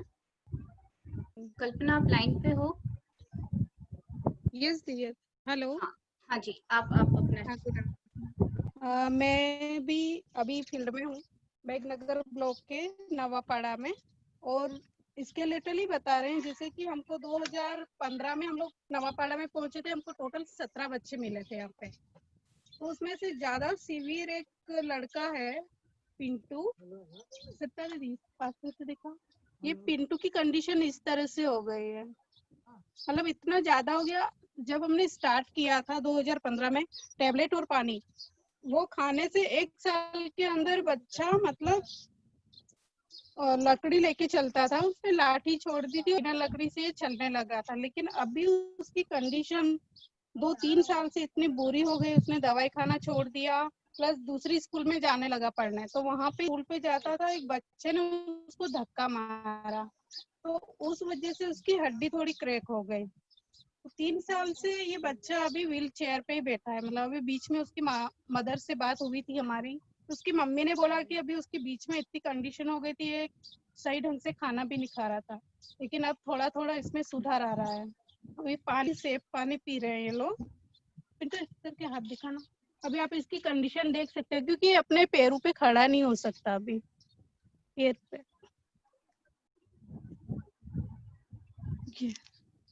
और सेकंड रुस्माल भी है यहाँ पे, इसने भी अच्छे से खड़े हो, अपना नाम बताओ। रुस्माल हुआ। हाँ, तो ये अभी कौन सी 10वीं क्लास में है ना? हाँ। पहले क्या होता था, गोली खाई थी, उसके बारे में थोड़ा सा अपना। रुस्माल ऐसा केस है कि मतलब पहले हम लोग जब शुरू में मिले तो इसकी भी वही कंडीशन थी, सही ढंग से चल नहीं पाता था, एक जगह पे बैठना, पढ़ने जाना, तो वही मतलब धीरे धीरे चलना। उसके बाद उसको टैबलेट और पानी स्टार्ट किया, उसके बाद ये बहुत अच्छे से मतलब धीरे धीरे इसको रिकवर होने लगा, मतलब चलने, बहुत जो जॉइंट पेन था वो कम हुआ, चलने लगा। भी यहाँ से 2 से 5 किलोमीटर दूर अग्राल विलेज है, वहाँ पे ये पैदल चल के स्कूल जाने लगा, दवाई गोली खाने के बाद, है ना। पानी कौन सा पी रहा अभी? कुएं का पानी पी रहे हैं अभी, सेफ सोर्स पे आ गया। ये इसकी कंडीशन है मैम। चलो, लेकिन अभी आराम से चल सकता है। अभी डेंटल फ्लोरोसिस का आपको जितेन भैया भी दिखा रहे हैं। जितेन भैया। हाँ जी, मैं वीडियो ऑन करता हूँ।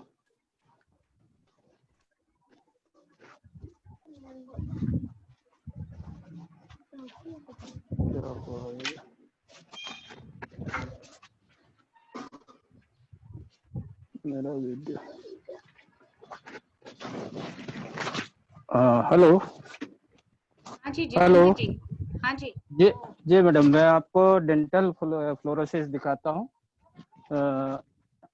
ये है एक बच्चा, दिख रहा है आपको? नहीं, थोड़ा सा रोशनी की तरफ ये कीजिए।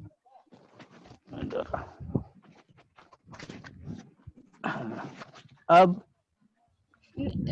मुझे लगता है कि कैमरा आपको दिखा देता हूँ जितेन जी। हेलो जी। हाँ, मैं दिखा देता हूँ, 1 मिनट तक नहीं हो रहा था। कैमरा बैक हाँ, हो गया, कैमरा ये लगे। हाँ, बैक हो गया अब देखा। हाँ, इधर आओ थोड़ा सा। हाँ, अब आई। हाँ,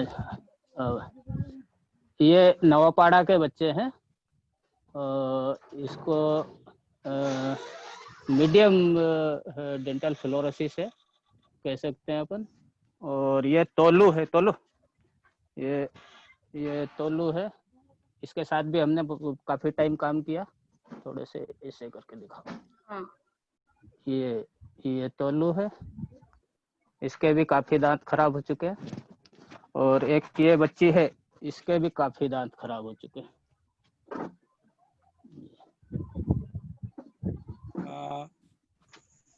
एक और मैं आपको फील्ड से दिखाता हूँ। इधर ये नंदू है, इसके दादू। मेरा वीडियो बंद कर दो। हाँ, बंद कर दो। जी। नंदू है, इसके देखिए सीवर डेंटल फ्लोरोसिस है, और करो सीधा। हाँ देखिए पीली एक सीधी लकीर इसके दांतों में बन गया, अभी थोड़ा थोड़ा नीचे भी आ गया है। और दूसरा ये जो बच्ची है, बता था, ये देखिए इसका जो मिडिल आप कह सकते हैं, थोड़ा इसको शुरुआती तौर में है ये डेंटल फ्लोरोसिस, इस पे लकीर बनना चालू हो गया। और थर्ड ये है, देखिए ये जो बच्ची है इसके दांतों में ये चीज हो गया। इसमें एक चीज ये फील्ड में ज्यादातर सुनने को मिलता है कि सर ये तो गुटखा खाते होंगे, पाउच खाते होंगे, मंजन नहीं करते होंगे, इससे दांत पीले पड़ गए। देखो डेंटल फ्लोरोसिस और जो गुटके वाले में अंतर करने का एकमात्र तरीका, ये जो देखिए इसके जो मसूड़े हैं दोनों ऊपर और नीचे, ये जो डेंटल फ्लोरोसिस ज्यादातर दिखता है बीच के जो ऊपर के जो दो दांत होती है उस पे एक लकीर बनती है, और जो गुटखा पाउच खाता है वो मसूड़ों से टच उसका पीलापन होता है। जो मसूड़ों से टच हो वो डेंटल फ्लोरोसिस नहीं है, ये कह सकते हैं एक ना। डेंटल फ्लोरोसिस होगा तो बीच में सीधा एक लकीर होगा। तो ये 3 स्टेज में होता है, माइल्ड, मिडिल और सीवियर। इसको हम ज्यादातर स्कूलों में डेंटल फ्लोरोसिस चेक करते हैं। Thank you. Thank you. Thank you Sachin, Kalpana और जितेंद्र जी। ये इंटरिम की टीम थी झाबुआ डिस्ट्रिक्ट से, मध्य प्रदेश से, जो ये 2010 से ये लोग काम कर रहे हैं वहाँ पे फ्लोरोसिस के ऊपर। तो जैसे यहाँ पे एक जन ने सवाल पूछा है कि डेंटल फ्लोरोसिस क्या इसमें सुधार हो सकता है, हम कम से कम जो माइल्ड है, अभी आपने एक बच्ची का देखा, उसका अभी एकदम शुरुआती एक दांत में धब्बा आया हुआ है, तो वो माइल्ड केस को हम सीवियर होने से रोक सकते हैं, उसको साफ पानी और न्यूट्रिशन में सुधार लाके ये एक चीज कर सकते हैं। लेकिन हाँ, अगर दांत में अगर दाग पड़ गया है वो दोबारा ठीक नहीं हो सकता है। अब डेंटल सर्जिकल होता है, कैपिंग होती है, एक कॉस्मेटिक सर्जरी होती है, उसमें से सुधार हो पाता है, लेकिन वो शॉर्ट टर्म के लिए हो पाता है। ओके, थैंक यू सुंदर जी, अभी आप आगे बढ़ सकते हैं। Thank you very much Subhashree ji. और 2 पॉइंट है जो मुख्य पॉइंट है जो मुझे यहाँ पर बताना है कि एक तो है कि जो आज के दिन में हम ये देख रहे हैं कि कोविड के समय में हम सभी दूर संचार या टेक्नोलॉजी के ऊपर से एक दूसरे के साथ इंटरेक्शन कर रहे हैं। मुश्किलें तो हो रही हैं, मगर ये एक तरीके का विश्वास नहीं हो रहा है मुझे। जिन गाँव में रोड भी नहीं होता था थोड़े दिन पहले, थोड़े सालों पहले तक, वहाँ पर हम इंटरनेट के जरिए पहुँच पा रहे हैं और उनसे सीख पा रहे हैं और हम लोग समझ पा रहे हैं। तो ये खुद में बहुत बड़ी बात है। मगर जब हमने आज ये, जैसा शुरू में भी कहा, जब ये एक डिसीजन लिया कि गांव में लोगों के साथ ये चीज का एक तरीके का सीख करेंगे फ्लोरोसिस का, ये पानी के साथ जुड़े हुए डिजीज, तो उसमें ये एथिकल क्वेश्चन भी आता है कि क्या लोग इंटरनेट में ये चीज उनके बारे में दिखाए जा रहा है, क्या लोग इसमें सहमत है? हाँ, तो हमने उनके साथ चर्चा की है, वो इसके साथ सहमत है कि उनसे हम सीख रहे हैं। मगर बिल्कुल हमको इसमें बहुत ध्यान रखना जरूरी है सोशल सेक्टर में कि इस जरिए से, जैसे हम इंटरनेट में हम अभी लाइव कर रहे हैं, तो एथिकल पॉइंट्स भी इसमें आ जाते हैं, सही गलत के। तो इसलिए मैं आप लोग के साथ ये शेयर करना चाहता था। तो अभी तक जो हुआ है उसके ऊपर कोई सवाल है, कोई डिस्कशन, कोई चर्चा है तो अभी करते हैं, नहीं तो हम आगे आर्सेनिक के टॉपिक में जाएंगे, लास्ट टॉपिक में आगे बढ़ेंगे। किसी को कोई सवाल? सुंदर जी। जी सुंदर जी। यस। हाँ, तो मेरा ये सवाल था कि बहुत साल पहले मैंने सुना था वाटर क्वालिटी के बारे में, जो अमरेली है, दाहोद है, महसाणा है वगैरह डिस्ट्रिक्ट है, तो कुछ ब्लॉक में ये फ्लोराइड पाया जाता था। और आज का जो हमने वीडियो देखा, तो मेरा सवाल ये है कि पहला तो बात बैनर्जी ने बताया कि वो ठीक हो सकता है, लेकिन फिर भी मेरा सवाल है कि मान लीजिए फ्लोराइड का कोई आपको इफेक्ट हुआ है डेंटल या जो भी है, तो क्या वो फ्लोराइड के बगैर का जो पानी है या कुछ विटामिन है या कुछ जो दवाइयाँ है, तो उससे पूर्ण रूप से ठीक हो सकता है क्या? बिल्कुल, बहुत सही सवाल आपने पूछा है यहाँ पर। अरविंद भाई ना, जिन्होंने जी पूछा। जी थैंक यू अरविंद भाई। आप कहाँ से पूछ रहे हैं, कहाँ पे हैं वो? जी, मैं उत्थान जिले उत्थान से हूँ। पहले भावनगर था, अभी अच्छा, भरूच में हूँ। Okay okay.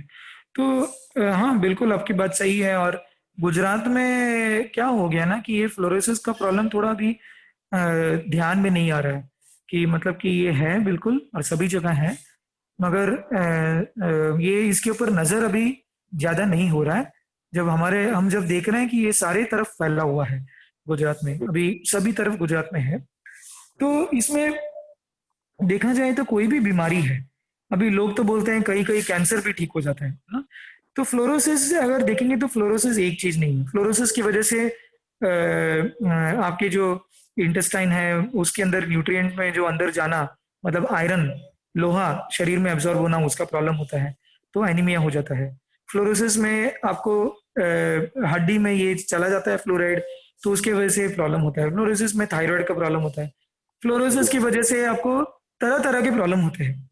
तो इसमें अगर देखेंगे तो हेल्थ की तरफ से देखेंगे तो हमने कई लोगों को देखा है कि जो अपने उंगलियों को जैसे अमरेली में हम लोग मिले थे, तो उनको अपना उंगली जो है वो पूरा दबा हुआ था, है ना। कि अगर मैं अपना वीडियो ऑन करूं, आपको दिखाऊं अभी, कि उंगली जो है वो इस तरीके से पूरा मुड़ा हुआ था, है ना, इस तरीके से पूरा मुड़ा हुआ था। मगर थोड़े साल उनको अच्छा पानी मिलने लगा तो उंगली थोड़ा सा ऐसा आ गया। आपको समझ में आ रहा है कि पहले उनका उंगली ऐसा मुड़ा हुआ था, तो हमने उनको पूछा कि कैसा उनका हुआ, तो पानी बहुत साल अच्छा होने से उनका उंगली थोड़ा ऐसा हो गया। उसके वजह से उनको बहुत सारे जो साधारण रोज के जो चीजें हैं, जैसे कि कोई सामान उठाना, कुछ चीज करना, तो वो उनको सरल होने लगा, है ना। इस तरीके से कई लोगों को हम लोग देखते हैं कि जो एकदम पेन है, जो जिसकी वजह से आप देखेंगे तो पहले तो लोग ब्रूफेन लेते थे दवाई में, अभी तो अलग अलग बड़े बड़े दवाई लेते हैं पेन किलर के। पूरे गुजरात में देखेंगे तो बहुत सारे लोग ये रोज ये पेन किलर लेते हैं, जिसकी वजह से तो किडनी फेलियर हो जाता है ना। तो हमने ये देखा है कि लोगों को ये दर्द थोड़ा कम हो जाता है, पेन कम हो जाता है। अभी जैसा कि कम उम्र में अगर कोशिश करेंगे तो पूरा का पूरा चलना शुरू हो जाते हैं। हमने देखा है कि जैसे सुबर्शी ने भी शेयर किया कि हड्डी भी सीधा होने का केसेस भी देखा है। मगर सभी के लिए एक ही तरह का कॉमन चीज तो मैं नहीं बोल सकता हूँ, क्योंकि हम जब ये करते जा रहे हैं तो एक्सपीरियंस से एक एक जगह में एक एक चीज निकल रहा है। हाँ, साइंटिस्ट लोग, रिसर्च लोगों ने पेपर में कई सारा चीज पब्लिश किया है, मगर फील्ड में हम जब ये चीज को ट्राई कर रहे हैं तो हमको एक एक जगह करने से एक्सपीरियंस मिलता जा रहा है। अगर आप लोग भी हमारे साथ इस चीज को करते जाएंगे तो पानी और न्यूट्रिशन दोनों के जरिए इसको आगे लेके जाकर कई लोगों को ठीक किया जा सकता है ना। बिल्कुल ये चीज हो सकता है, मगर इसको करते जाना पड़ेगा। Yes, I just want to add one thing that below 15 years जो सब केसेस हम लोग देखा था, उसमें जो पानी और न्यूट्रिशन दिया गया है, उसमें कई लोगों का जो चेंजेस हुआ, पर्टिकुलरली इन झाबुआ एरिया में एंड कपतरी एरिया में, they have started working. And कोई लोगों ने मोटर बाइक भी चलाते हैं, किसी ने खेती में काम भी करते हैं, कपतरी में है, यहाँ पे भी है। तो मेरा कहने का ये है कि कम उम्र में जब हड्डी का ग्रोथ रहता है, उसी टाइम में कुछ सुधार ले आ सकते हैं पानी में एंड न्यूट्रिशन में, तो शायद काफी अच्छा रिजल्ट मिलेगा। इतने बोलने चाहता हूँ। थैंक यू दादा। तो हम लोग अभी आगे भी बढ़ते हैं और दिन सवाल जवाब चालू रहेगा, है ना, कि आप पूछ सकते हैं। अभी आगे का ये टॉपिक भी हम लोग इसमें आगे। हाँ, कुछ सवाल था किसी का? सर मेरे साथ रामू और रामू की मदर है, दिखा सकते हैं? आप दिखाना चाहते हैं वीडियो? प्लीज कर सकते हैं। ओके, प्लीज आप वीडियो शुरू कीजिए, मैं इधर स्लाइड शेयरिंग बंद करता हूँ।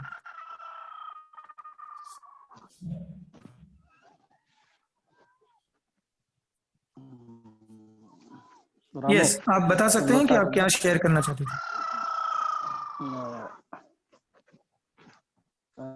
ये है रामू,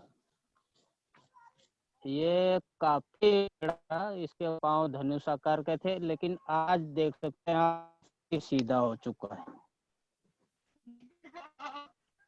है। जितेंद्र पाल जी, आपका आवाज थोड़ा कट के आ रहा था, आप फोन को थोड़ा पास में रख के फिर से बताएंगे तो शायद आ सकता है।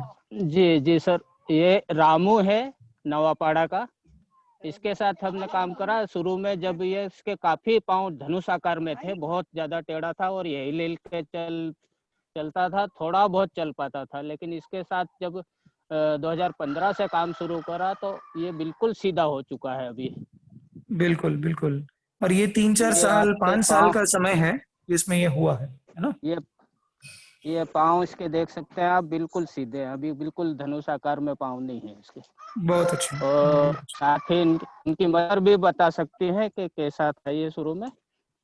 आप बताइए इस रामू की कंडीशन शुरू में कैसी थी? हाँ साहब, पहले तो बहुत टेढ़ा था, चलता बराबर नहीं बनता था।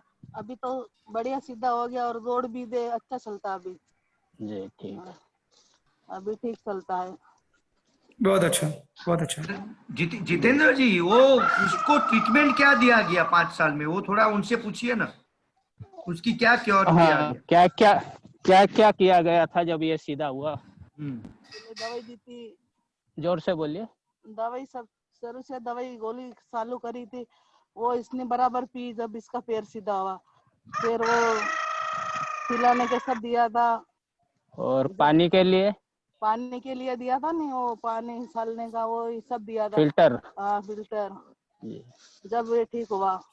अच्छा, ये इस प्रकार कह रहे हैं कि दवाई बराबर और फिल्टर का पानी पिलाया तो ये ठीक हुआ। जी सर। हेलो जितेंद्र पाल जी, आपका आवाज नहीं आ रहा है ठीक से, साउंड ठीक से नहीं आ रहा है। हाँ जी, आप वीडियो ऑफ करके बात कर सकते हैं। हाँ सर मुझे, हेलो सर, हेलो, हाँ जी, मेरा आवाज सुनाई देता है? जी सर, सुनाई दे रहा है। जी सर, मैं ये बोलता हूँ कि फ्लोराइड के लिए फिल्टर से उनका कंटेंट कम हो जाता है सर, क्या मुझे जानना है? बिल्कुल बाबूलाल, तो मैं अभी जितेंद्र पाल जी, मैं आपको रिक्वेस्ट करता हूं कि आप अपना वीडियो और ऑडियो को म्यूट कर लीजिए और हम लोग प्रेजेंटेशन में आगे बढ़ते हैं। Thank you. हेलो सुंदर जी। हाँ एक मिनट, मैं क्योंकि काफी सारे लोगों का आवाज एक साथ आ रहा है, तो पहले आई थिंक ना कि ये एक साथ इसको लाते हैं, तो ठीक है। तो जिनको सवाल था तो अभी पूछ सकते हैं, बिल्कुल पूछिए। हाँ सुंदर जी। हाँ बाबूलाल भाई पूछिए। हाँ सर, मेरा ये पूछना है कि आप जैसे अभी मैंने वो आपका एमपी वाला जो अभी डिस्कशन कर रहा है उसमें ऐसा सुना कि कुछ पानी फिल्टर से उनको काफी हुआ, तो ये सर फ्लोराइड के लिए फिल्टर में से मतलब कौन सा टाइप का हम लोग फिल्टर यूज करें तो वो वाला थोड़ा फ्लोराइड की मात्रा कम हो सकती है सर? बिल्कुल बाबूलाल भाई, तो ये हम लोग ने पहले के एक सेशन में भी कवर किया है, मैं उसको रिपीट करता हूँ कि फ्लोराइड को पानी से निकालना है तो कई सारे तरीके हैं। एक तो है कि अगर अब दूर गांव है जो आपने इधर देखा, तो उस तरह के गांवों के लिए बहुत सिंपल तरीके के फिल्टर्स हैं जिससे इसको पानी से फ्लोराइड को निकाला जा सकता है। जैसे हमारी संस्था के अंदर से हम इसको असेंबल करते हैं और हम दूसरों को सिखाते भी हैं। उसको एक्टिवेटेड एल्यूमिना और एक्टिवेटेड कार्बन, ये 2 चीज़ें हैं, ये दोनों चीज़ों के अंदर से हम बनाते हैं। हमने एक माइक्रो फिल्टर भी बनाए हैं जो हम लोगों को अवेलेबल कराते हैं, मतलब क्योंकि ये कोई कमर्शियल यूनिट नहीं है, ये नॉन प्रॉफिट यूनिट है, तो ये असेंबल करके हम लोगों को ओपन तरीके से इसको देते हैं। तो वही फिल्टर उन्होंने ये यूज़ किया है। ये करीब 2010 में इसका काम शुरू हुआ और इतने सालों से ये इसका काम काफ़ी आगे बढ़ के कई जगहों पे भी ये फिल्टर यूज़ हो रहा है। तो वो ये जो फिल्टर है उसी के बारे में ये जो लेडी हैं अभी बता रही थी। हम लॉन्गर टर्म में ये जो जगह है जाबुआ, वहाँ पर हम लोग यही कोशिश करते हैं, फिल्टर ठीक है मगर जो सेफ वाटर सोर्सेस है, यहाँ पर कई कुएं भी हैं जिसको रिवाइव करते हुए उसमें फ्लोराइड कम है, उसको हम लोग इंकरेज करते हैं लोगों को पीना, क्योंकि लंबे टाइम तक ये फिल्टर से पानी पीना भी वो भी शरीर के लिए हानिकारक हो सकता है। इसी के लिए हम लोग ये सेफ वाटर सोर्सेस को लंबे टाइम तक प्रमोट करते हैं। अगर आपको इसके बारे में और जानना है, ये फिल्टर के बारे में, तो हम आपको मदद कर सकते हैं इसके बारे में और जानने के लिए। Thank you. हेलो सुंदर जी, हाँ प्लीज, और आगे पूछ सकते हैं, सवाल पूछ सकते हैं। नेक्स्ट पूछ। ये झाबुआ में प्रश्न था। कितना तादाद में है ये फ्लोराइड का इफेक्ट? झाबुआ में एक्चुअली ये फ्लोराइड प्रॉब्लम करीब 110-120 गांव में है, और ये करीब अभी 20 साल से ये प्रॉब्लम है वहाँ पर, और कई 1 लाख से ऊपर लोग इसमें पीड़ित हैं सिर्फ झाबुआ में।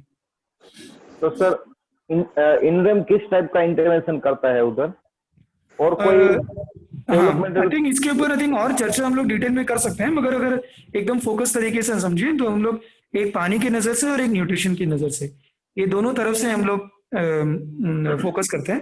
पहले 2 साल 2010-11 हमारा एक रिसर्च का फोकस था, जिसमें कई डॉक्टर्स जुड़े थे, और हमने पता लगाया, मतलब कि एक डिस्कवरी बोल सकते हैं, एक खोज बोल सकते हैं, जिसमें किसी को पता नहीं था। तो हम पहले एक हमारे साथ साइंटिस्ट सभी लोग जुड़े हुए थे, जिसके बाद में लोगों ने पेपर पब्लिश किया, और कई दुनिया भर लोग अभी जानते हैं कि ये अभी हो सकता है पानी और न्यूट्रिशन।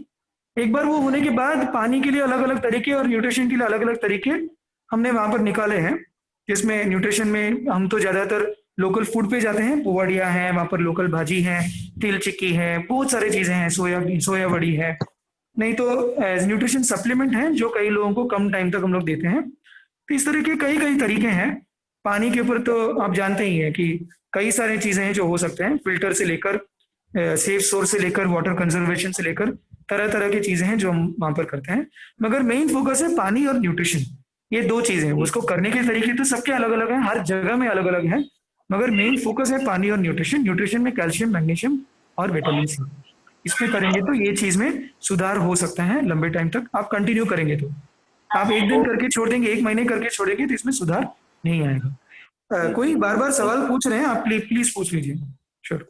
मैं इसलिए मेरा एक प्रश्न है कि मैं सुरेंद्रनगर डिस्ट्रिक्ट में से बोल रही हूँ नैना, और हमारा यहाँ ऐसा है कि सुरेंद्रनगर डिस्ट्रिक्ट में ज्यादातर पानी में सार है, तो उसके हिसाब से स्टोन की बीमारी होती है, 80-90% बीमारी होती है।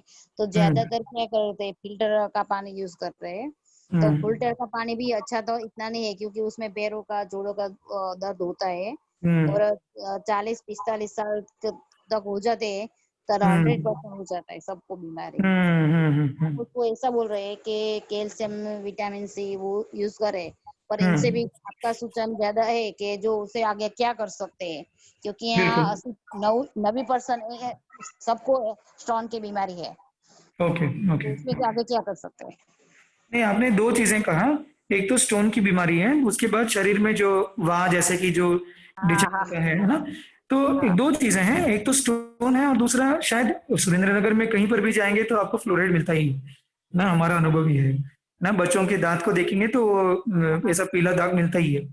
तो आपको दोनों चीजों को, दोनों जैसा हमने दिखाया कि बीमारी जो है वो पानी से अलग चीज होता है, मतलब एक तो पानी की वजह से बीमारी है, मगर एक बार बीमार हो गए तो उसका हल ढूंढना पड़ेगा हमको। तो पथरी का जो हल ढूंढना है उसका अलग पूरा तरीका है, और फ्लोरोसिस का जो सोल्यूशन करना है उसका भी पूरा तरीका अलग है। पानी एक रास्ता है, मगर पानी के साथ खान पान और कई और चीजों में भी बदलाव लाना पड़ेगा ना? तो ये जो 2 चीजें हैं, एक तो पथरी आप बोल रहे हैं, तो पथरी में एक तो मैंने कहा बहुत हाई TDS पानी तो पीना नहीं चाहिए, मगर खाने में आपको देखना पड़ेगा, खाने का डाइटरी चार्ट करना पड़ेगा लोगों का कि क्या एक्चुअली खा रहे हैं।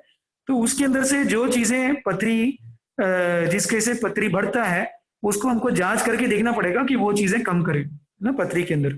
तो वो हर जगह में अलग है, हर गांव में अलग है, हर परिवार में अलग है, मगर वो एक डाइटरी चार्ट बनाना पड़ेगा आपके एरिया का, उससे पता चलेगा कि कौन सा जो खाना है जिसकी वजह से भी पथरी बढ़ रहा है।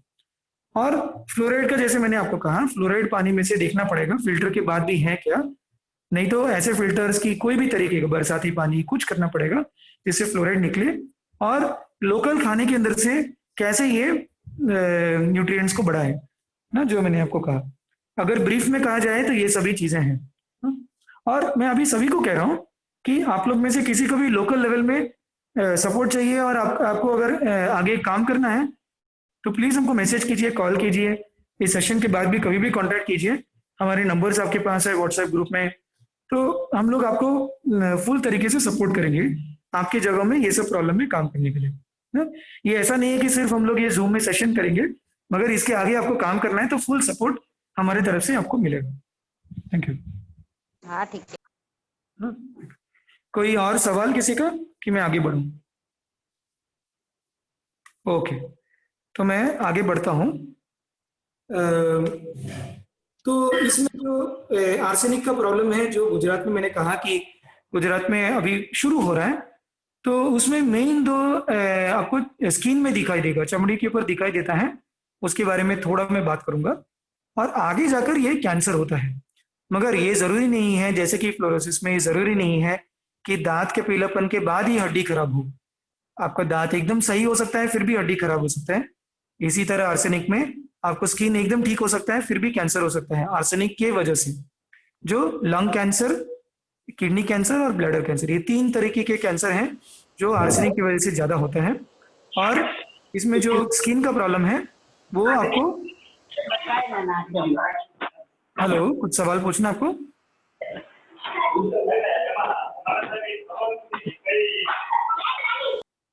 शायद डिस्टरबेंस है ना, तो हर्ष आप म्यूट कर सकते हैं उनको, शायद आई थिंक डिस्टरबेंस है।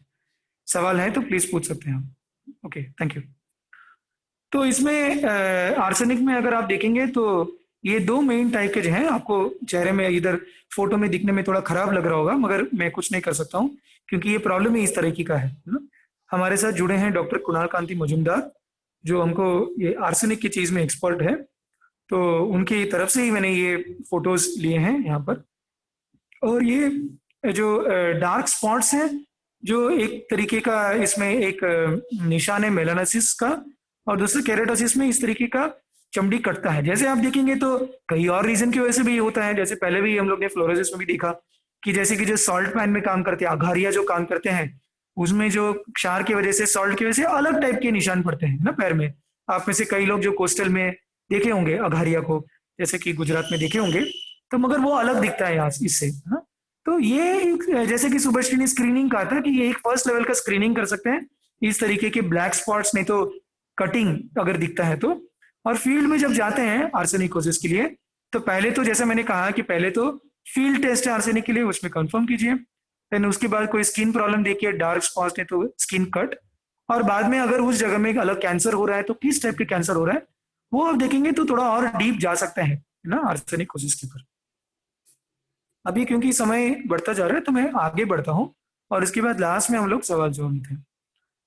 ये तो लास्ट में आ रहा है सीजनल डिजीज, मगर सबसे ज्यादा मुझे लगता है इंपॉर्टेंट ये है ना, पानी की वजह से जो बीमारी होते हैं तो वो पानी पीने की वजह से बीमारी होता है, और मच्छर के काटने की वजह से होता है, और जो हम नहाते हैं पानी उसमें जो खराब चीजें होती है उसकी वजह से भी होते हैं ना। 3 टाइप की बीमारी है, जो अलग अलग टाइप के, डायरिया है, कॉलरा है, जॉन्डिस है, टाइफाइड है, अलग अलग तरीके के हेपेटाइटिस प्रॉब्लम भी होते हैं, और मच्छर की वजह से मलेरिया, डेंगू, चिकनगुनिया भी होते हैं, जो जुड़ा हुआ है पानी के साथ एक तरफ से, कि जहाँ पर पानी जमा होता है, जहाँ पर कचरा जमा होता है ना, उसकी वजह से भी ये सब बीमारी बढ़ते हैं। तो जैसे आपको पता ही है, जहाँ पर सुएज का पानी और पीने का पानी मिल जाता है, नहीं तो जहाँ पर टॉयलेट का पानी भी पीने के पानी के साथ मिक्स हो जाता है, सैनिटेशन का कंडीशन खराब है, ओपन डिफिकेशन ज्यादा होता है ना, तो ये वाटर लॉगिंग होता है जिसमें मच्छर ज्यादा बढ़ते हैं। तो मेनली देखेंगे तो 3 टाइप की बीमारी है, ये जो बैक्टीरियल कंटामिनेशन की वायरल प्रॉब्लम होते हैं। एक तो ड्रिंकिंग वाटर रिलेटेड, एक मॉस्किटो बाइट्स की वजह से, और दूसरे डायरेक्ट एक्सपोजर स्किन की वजह से। इसको वेक्टर बॉर्न बोलते हैं सेकंड वाला, और ये ड्रिंकिंग वाटर बॉर्न बोलते हैं। तो आपको अगर ये चीज को फील्ड में काम करना है तो हम हमारे फॉर्मेट्स आपके साथ शेयर कर सकते हैं। आपको इसको सीजन्स में देखना पड़ेगा, एक बार देखने से नहीं होगा, एंड हर 3 महीने में देखेंगे तो अच्छा रहेगा। और फैमिली लेवल में ऑब्जर्वेशन करेंगे, हेल्थ वर्कर को जोड़ेंगे तो और अच्छा रहेगा। और इसके साथ जो कंडीशंस है वहां पर, सैनिटेशन कंडीशन, जैसे ओडीएफ है क्या, सही में लोग टॉयलेट यूज कर रहे हैं क्या, तो तरह तरह की चीजें आपको साथ में देखना पड़ेगा, ताकि आपको क्लियर कट इसमें अंदाजा मिले कि पानी के साथ कैसे जुड़ा हुआ है और उसको कैसे कम किया जाए। तो इसी के साथ आज के जो ये जो पूरा प्रेजेंटेशन है उसके एंड में हम आते हैं। और अभी ये सभी जो चीजें आज हम लोग बात किए हैं, जो 4 टाइप के जो प्रॉब्लम्स हैं उसके ऊपर हम लोग चर्चा कर सकते हैं। Kidney stone, fluorosis, arsenicosis, seasonal water borne. बहुत अच्छा है कि आज लोगों ने सवाल पूछा बीच में ही, तो हम लोग ऐसे ही रखेंगे इसको, भले ही टाइम ज्यादा होता है मगर इसमें इंटरेक्शन बढ़ जाता है ना। अभी भी अगर कोई सवाल मेरा है एक तो सवाल ये है, बिल्कुल बिल्कुल या कि अभी आपने जो बताया कि गुजरात में आर्सेनिक का इश्यू अभी शुरू हो रहा है, बिल्कुल। तो कौन से एरिया में है और आर्सेनिक का टेस्ट कैसे करते हैं उसके बारे में थोड़ा सा आप बताएं। बिल्कुल, थैंक यू, थैंक यू। आपका नाम क्या था? मुझे शायद दिखा नहीं। कमलेश। कमलेश भाई, कमलेश भाई, बहुत अच्छा आपने पूछा कमलेश भाई कि ये जो गुजरात में आर्सेनिक का प्रॉब्लम कहाँ पे है। तो ये जो है कि आर्सेनिक का जो ये प्रॉब्लम है, तो ये मुझे भी नहीं पता था कि गुजरात में है ना। मगर ये अभी पिछले 1-2 महीने में एक रिसर्च स्टडी हुई है पूरे गुजरात में, और उसके अंदर से एक फर्स्ट लेवल का मैपिंग किया गया है ना गुजरात के अंदर ये आर्सेनिक के बारे में। और उसके अंदर से ये एक बहुत ही फर्स्ट लेवल का, अगर आप देखेंगे तो गुजरात गवर्नमेंट का डेटा भी आपको नहीं मिलेगा आर्सेनिक पे ना, आपको कोई भी मैप नहीं मिलेगा, क्योंकि ज्यादा टेस्टिंग भी होता नहीं है, क्योंकि अभी तक किसी को पता नहीं था कि गुजरात में आर्सेनिक हो भी सकता है। मगर अभी पहली बार इसका टेस्टिंग किया गया, कोई रिसर्च यूनिवर्सिटी ने किया है, और उस टेस्टिंग के बाद अभी पता चला है कि गुजरात में भी आर्सेनिक हो सकता है। तो ये जो गुजरात में आर्सेनिक है वो एक ट्रेंड दिखाई दे रहा है उसमें ना, तो इसको समझना पड़ेगा कि ये ट्रेंड क्यों है, क्या जियोलॉजी की वजह से है कि और कोई कारण की वजह से है, कि क्या रीजन है ना जिसकी वजह से ये ट्रेंड हो रहा है ना।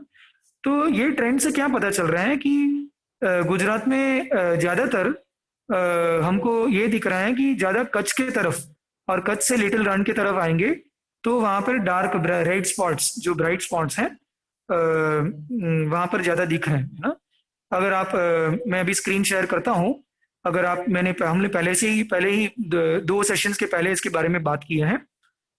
मैं कोशिश करूंगा कि अभी ये स्क्रीन शेयर करने के लिए, ताकि आपको ये मैप दिखाई दे। तो आपको ये जो आर्सेनिक का जो ट्रेंड है, जो ये जो रिसर्च स्टडी हुआ है, उसमें से लगता ही है कि ये कच्छ के तरफ से सेंट्रल गुजरात में कम होता हुआ आ रहा है, माने कि सबसे ज्यादा ये कच्छ के लेवल में है और वहां से कम होते होते ये सेंट्रल गुजरात की तरफ से आ रहा है। जो कल हम लोग ने यूट्यूब का लिंक शेयर किया, जिसमें एक गुजराती में वीडियो है जो important water quality and health issues के बारे में, उसमें आप देखेंगे तो ये मैप आपको दिखाई देगा। और हम लोग ये प्रेजेंटेशन को भी शेयर किए हैं गूगल क्लासरूम में, आपको दिखेगा, उसमें आपको मैप भी दिखेगा। अभी इसकी जो टेस्टिंग जो है, उसकी टेस्टिंग की फील्ड किट आती है जो आपको बताता है कि कैसे इसको फील्ड में टेस्ट किया जाए। तो ये जो टेस्टिंग है ना, फील्ड टेस्टिंग है, वो ज्यादा मुश्किल नहीं है, फ्लोराइड से थोड़ा ज्यादा डिफिकल्ट है, मगर इससे पता लगाया जा सकता है कि आर्सेनिक है कि आर्सेनिक नहीं है। और ये ज्यादा महंगा भी नहीं है ये फील्ड टेस्ट करना, ये आपको स्टैंडर्ड किट्स में आपको मिल जाएगा। आपको हेल्प चाहिए तो हम लोग प्रोवाइड कर सकते हैं। तो ये मैंने यहाँ पर स्क्रीन शेयर किया है, जो पिछले 2 सेशंस पहले हमने जो बात किया था इश्यू के बारे में और गुजरात में कहाँ कहाँ पे है। तो जो आपको जो यहाँ पर जो डिस्ट्रीब्यूशन दिख रहा है, उसमें ज्यादातर कच्छ और सौराष्ट्र में थोड़े पार्ट्स में है, और नॉर्थ एंड सेंट्रल गुजरात में कम दिख रहा है, और सौराष्ट्र में बाकी पार्ट्स में भी कम है। तो ये अगर रिसर्च स्टडी को हम लोग माने तो इससे हमको आगे बढ़ के देखना पड़ेगा कि ये क्यों है ना, ये चीज क्यों हो रहा है।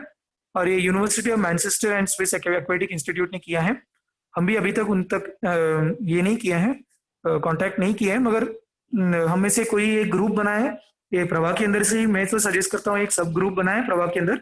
ये हो सकता है कि प्रवाह के अंदर हम लोग अलग अलग सब ग्रुप बना सकते हैं, एक आर्सेनिक का ग्रुप, एक फ्लोराइड का ग्रुप, है ना, एक अलग अलग प्रॉब्लम्स के ग्रुप, और एक ग्रुप बनाकर अगर हम लोग काम करें तो शायद गुजरात में हम लोग सारे ये सब इश्यूज में हम लोग एक साथ काम कर सकते हैं। इमर्जिंग कंटेमिनेंट्स यानी कि यूरेनियम। तो मुझे ये लगता है कि प्रवाह के अंदर, ये नेटवर्क के अंदर मेरा ये रिक्वेस्ट रहेगा प्रवाह के लोगों को, कृपा बहन को, नितिन भाई को, कि हम लोग एक सब ग्रुप्स भी बना सकते हैं कि जिन जिनको जो भी इश्यूज में इंटरेस्ट है वो सब ग्रुप्स बनाकर फोकस तरीके से हम लोग प्रवाह में ये काम कर सकते हैं, और वाटर क्वालिटी नेटवर्क की तरफ से हम लोग इसको फैसिलिटेट करेंगे। जो मैंने आपको आज दिखाया उसमें सरल तरीके से हम लोग एक वर्किंग ग्रुप्स बना सकते हैं, प्रवाह फ्लोराइड, प्रवाह आर्सेनिक, और इसमें यूरेनियम भी जोड़ सकते हैं, और उसके जरिए हम लोग ये सभी इश्यूज में गुजरात में काम कर सकते हैं ना।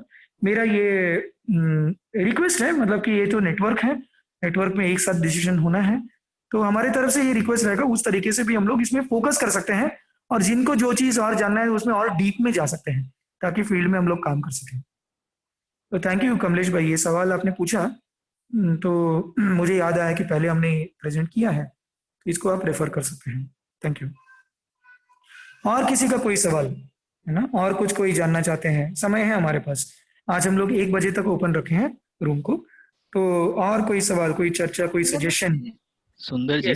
यस सुंदर भाई, मैंने ये किया है, सेवा से मैं भारती बोल रही हूँ। हाँ भारती बहन बोलिए। अभी नैना बहन सवाल पूछा तो उसके बारे में मुझे कहना था कि सुरेंद्रनगर के जो स्टोन की प्रॉब्लम है उसके लिए अलग से एक सेशन ले सकते हैं उनके फील्ड टीम के साथ? बिल्कुल, मुझे ये लग रहा है कि जैसे मैंने अभी ये कहा कि हमको ये लग रहा है कि जो अलग अलग इश्यूज हमने बात की है, जैसे कि स्टोन का प्रॉब्लम है, फ्लोराइड का प्रॉब्लम है, तो कई लोगों को एक स्पेशल इंटरेस्ट लग रहा है, और हम लोग के साथ जुड़े हुए कई डॉक्टर्स भी हैं, कई और एक्सपर्ट्स भी है, तो हम लोग उनको भी ला सकते हैं ये स्पेशल टॉपिक्स में, है ना, कि ताकि है ना लोगों को स्पेशल टॉपिक्स में लोग ज्वाइन करें।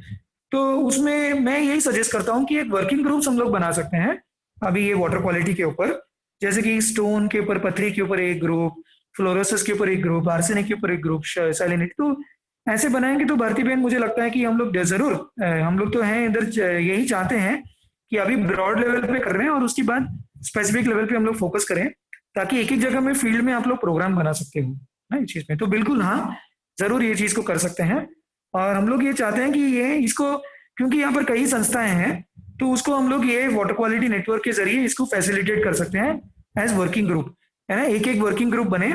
तो क्योंकि पथरी ऐसा नहीं कि सुरेंद्रनगर में, जरूर बाकी जगहों में भी लोगों को इसका एक इसकी जानकारी का लाभ ले सकते हैं, तो हम लोग इस तरीके के ग्रुप्स बना बना के आगे बढ़ सकते हैं। हाँ नमस्ते, मैं पाटन से बोल रही हूँ। हमारे यहाँ भी ये बहुत ही दिक्कत है स्टोन वाली, और स्क्रीन प्रॉब्लम भी बहुत है, और अगर यह भाई भी हमारे यहाँ भी काम कर रहे हैं, और इसके अलावा भी जो सॉल्ट में नहीं काम करते उनको भी ये प्रॉब्लम ज्यादा है। बिल्कुल बिल्कुल बिल्कुल समझ में आ रहा है। और ये देखिए अभी एकदम से बोल दें कि इसी की वजह से मुश्किल है, मगर जैसे क्या हो रहा है कि अभी जब पता चल गया कि गुजरात में आर्सेनिक है, तो स्किन प्रॉब्लम आर्सेनिक की वजह से बताओ, बहुत कम आर्सेनिक से भी स्किन प्रॉब्लम हो सकता है। तो हमको अभी ये टाइम ऐसा आ गया है कि हमको अभी काफी सतर्क रहना पड़ेगा, और एक साथ अभी हम सबको काम करना पड़ेगा, ताकि ये बड़ा प्रॉब्लम ना हो जाए आगे जाकर। तो ये आपने जो कहा कि ये जो आपके जगह में जो स्किन प्रॉब्लम्स हैं लोगों को, जो सॉल्ट पैन में नहीं है, तो वो हमको एक फोकस तरीके से इसको लेना है। तो मैं यही करता हूँ कि प्रवाह, क्योंकि प्रवाह के अंदर से ऑलरेडी कोऑर्डिनेशन सभी का हो रहा है, तो उसके अंदर से कैसे ये अलग अलग सेशंस को हम लोग ब्रांच आउट करें, अलग अलग सेशंस बनाए, वो डिजाइन करना चाहिए हमको। तो ये जरूर करेंगे एक एक फोकस टॉपिक पे। और आपने एक पहले भी इनिशियल स्टेज में जब सेशन था तब भी बताया, और आज भी एक नक्शा बताया इंडिया का या गुजरात का, सॉरी, तो उसमें आनंद में भी आप कह रहे थे कि आर्सेनिक का प्रॉब्लम है, तो वहाँ के कौन कौन से गांव में प्रश्न है, ऐसा कुछ इन्फॉर्मेशन शेयर हो सकता है? हाँ भारती बहन, एक्चुअली आर्सेनिक का क्या, मैंने जैसा कहा कि आर्सेनिक हमको भी पता नहीं था कि आर्सेनिक पानी में है, और ये जो अभी रिसर्च स्टडी हुआ है 1 महीने पहले, उससे ही हमको भी पता चला। और हाँ, उनसे ये पता चल रहा है कि हाँ आनंद जैसे जगहों में है, मगर बहुत कम है, यानी कि उन्होंने दिया तो है, जो भारत सरकार की लिमिट है, BIS लिमिट, उससे नीचे है, मगर है। तो अभी तक वही मैंने कहा कि हमको इसमें फोकस करी थी तरीके से हम भी काम करना शुरू नहीं किए हैं। तो हमारी तरफ से एक पूरे ग्रुप में एक ग्रुप बनाए, और जो इसमें रिसर्च जिन्होंने किया है उनसे हमको टच करके ये चीज में और आगे बढ़ना चाहिए, क्योंकि अभी तक हमारे लिए भी गुजरात का आर्सेनिक हमारे लिए भी नया है। ये हमको किसी को पता नहीं था कि गुजरात में भी आर्सेनिक हो सकता है, तो ये मुझे भी पता नहीं, हम में से किसी को पता नहीं है इसका जवाब, तो शुरू ही करना पड़ेगा इसमें काम। हेलो सुंदर जी। हाँ अरविंद भाई। हाँ, तो मेरा ये सवाल था कि बहुत सारी जगह पे जो आपने बताया फ्लोराइड, वो नाइट्राइट, आर्सेनिक, वो सब का दिक्कत है, और जब मैं हवा नेटवर्क में काम करता था, 12 साल मैंने काम किया है। तो हमारा एक्सपीरियंस तो ये था, हमारा स्टडी भी था ये कि 14,000 गांवों के जो लोकल सोर्स है वो उसका पानी पीने के लायक योग्य नहीं है। मतलब तो अभी सरकार का दावा है कि 10,000 से ज्यादा गांवों में ये पानी नर्मदा वाला दे रहे हैं, लेकिन वो क्या है रेगुलर बेस पे मिलता नहीं है। तो गांव लोगों को जो लोकल सोर्स है उसका पानी पीना पड़ता है। तो अगर ये डाटा हमें मिल जाए कि अमरेली में क्या है, भावनगर में क्या है, आनंद में क्या है, जूनागढ़ में क्या है, अगर ये डाटा मिल जाता है तो लोगों के साथ काम करने में क्या क्या तकेदारी रखनी चाहिए, क्या क्या हमें प्रिवेंशन करना चाहिए, अगर ये डाटा सरकार की ओर से तो दिया नहीं जाता। तो अगर ये डाटा हमें अवेलेबल हो सकता है कि भाई मान लीजिए अभी ये भरूच में है, तो हम सब जानते हैं कि अंकलेश्वर, हांसोट, वालिया, वागरा सब जो ब्लॉक है उसका पानी में TDS बहुत ज्यादा है और फ्लोराइड भी है कुछ कुछ। तो अगर ये डाटा हमें मिलता है कि ये जो डिस्ट्रिक्ट है उसमें ये क्या बोलते हैं ये जो ज्यादा है, तो लोगों के साथ काम करने में हमें थोड़ी आसानी रहेगी। समझ में आ गया अरविंद भाई। तो देखो बड़े बड़े लेवल पे, मोटा मोटी लेवल में तो जानकारी है ना हर एक जगह में क्या क्या है, मगर जब कोई गांव के अंदर जाते हैं और कोई पानी के सोर्स में जाते हैं तो किसी को भी पता नहीं, मतलब ना भारत सरकार को पता है, ना कोई NGO को पता है, ना कोई गांव वालों को पता है, ना कोई रिसर्च संस्था को पता है, किसी को पता नहीं कि वो पानी के सोर्स का क्या क्वालिटी है।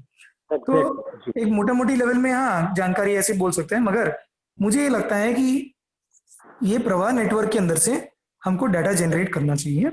हमको ये सोचना चाहिए कि कैसे डाटा जनरेट करें, मतलब कि सिंपल तरीके से टेस्ट किट्स का अगर हम लोग कोई सिंपल तरीके से कॉमन तरीके से काम करें, है ना, कि कहीं अगर कोई ऐसा प्रवाह नेटवर्क हमको सपोर्ट करे ना सभी को, ताकि पूरे गुजरात भर में हम लोग डेटा जनरेट करें, तो मुझे ऐसा लगता है कि जरूर हमारे जगहों में गांव से हम लोग डेटा जनरेट कर सकते हैं। और ये क्या है कि देखो लोकल पानी ही है जो अच्छा है और लोकल पानी ही है जो दूषित है ना, और बाहर का पानी ही है जो अच्छा है और बाहर का पानी ही दूषित है।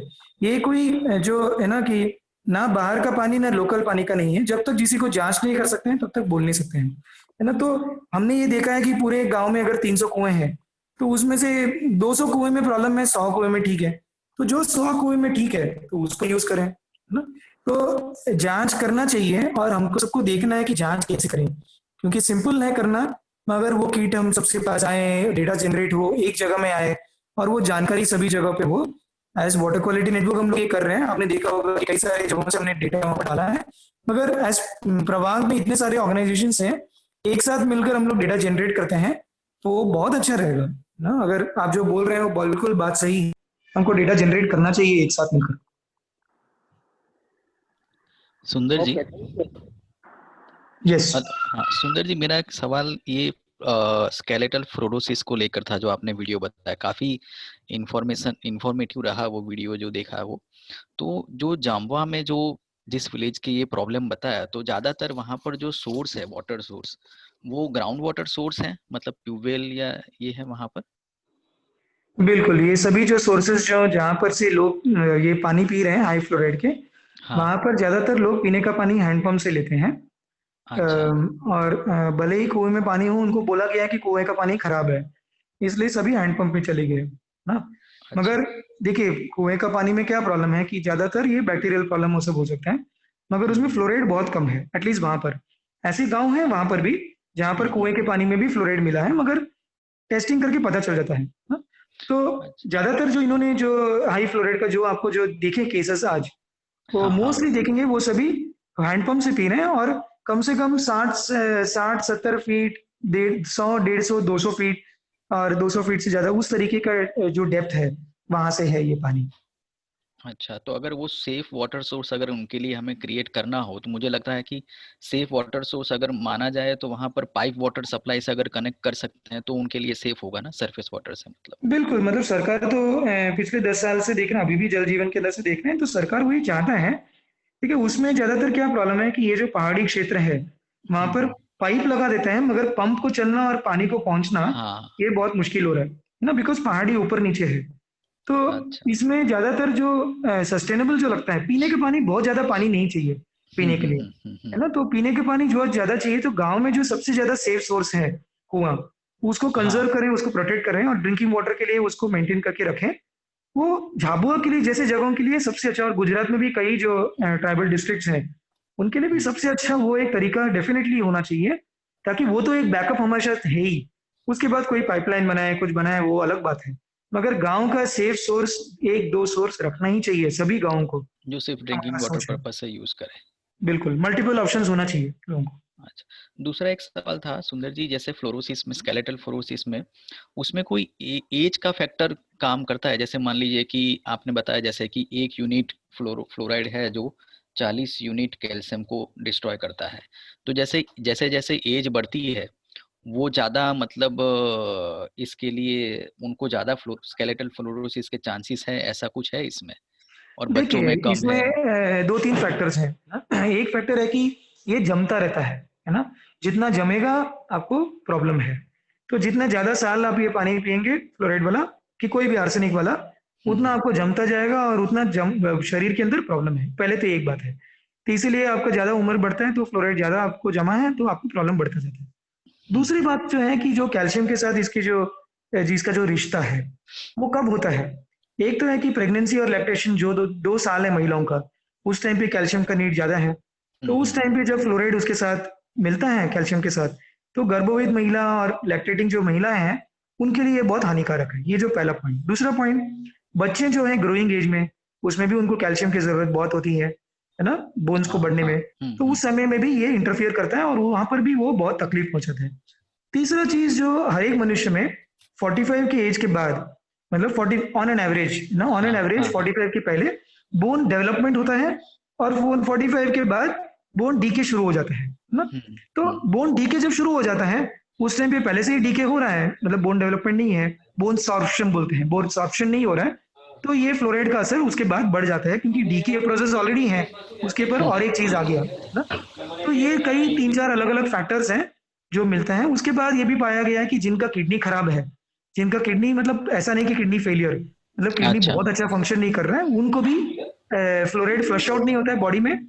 और देखिए जो फ्लोराइड बॉडी से यूरिन और स्टूल के अंदर से फ्लश आउट होना चाहिए, मगर अगर किडनी ठीक से फंक्शन नहीं कर रहा है तो वो फ्लश आउट नहीं होता है, वो शरीर के अंदर ही ब्लड के अंदर से जाकर टिश्यूज में जम जाता है और कोई भी टिश्यूज में जा सकता है ना? तो ये मल्टीपल फैक्टर्स हैं और भी कई फैक्टर्स में अभी पूरा बोल नहीं पा रहा हूँ। हमारा एक नोट लिखा हुआ है making it easy to deal with fluorosis, उसमें इस तरीके के जो 15-20 अलग अलग फैक्टर्स हैं वो सभी को एक्सप्लेन किया गया है। वो इंग्लिश में है, तो आप लोग को अगर चाहिए तो हम लोग शेयर कर सकते हैं उस चीज को। बिल्कुल सर, वो अगर इस पर ग्रुप में अगर शेयर कर सके तो ज्यादा अच्छा रहेगा। बिल्कुल वो शेयर करते हैं और वो इंग्लिश में है, अगर ज्यादा लोगों को जानकारी चाहिए तो वो हम लोग उसको सिंप्लीफाई कर सकते हैं। उसमें ये सारी जानकारी उसमें है, क्यों बच्चों को ये ज्यादा प्रॉब्लम है। इनफैक्ट जो स्टैंडर्ड्स बनाए गए हैं वाटर क्वालिटी के वो एडल्ट के बनाए गए हैं, मतलब 50 kg के एडल्ट, तो जो 10 kg का अगर बच्चा है तो उसको 5 गुना ये हानिकारक है ना। इस तरीके की कई चीजें हैं जो हमने उस नोट में बताया है। ठीक है, थैंक यू सर।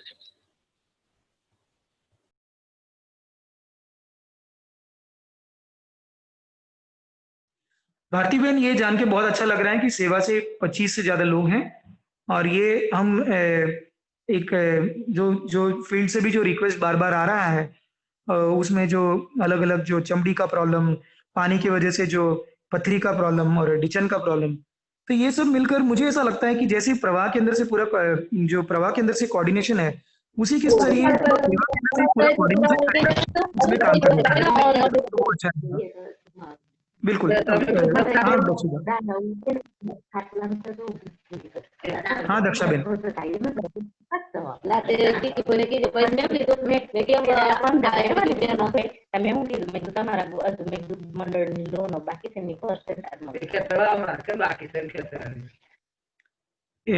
ये कोई डिस्टरबेंस है कि सवाल पूछ रहे हैं, ये शायद समझ में नहीं आ रहा है हमको।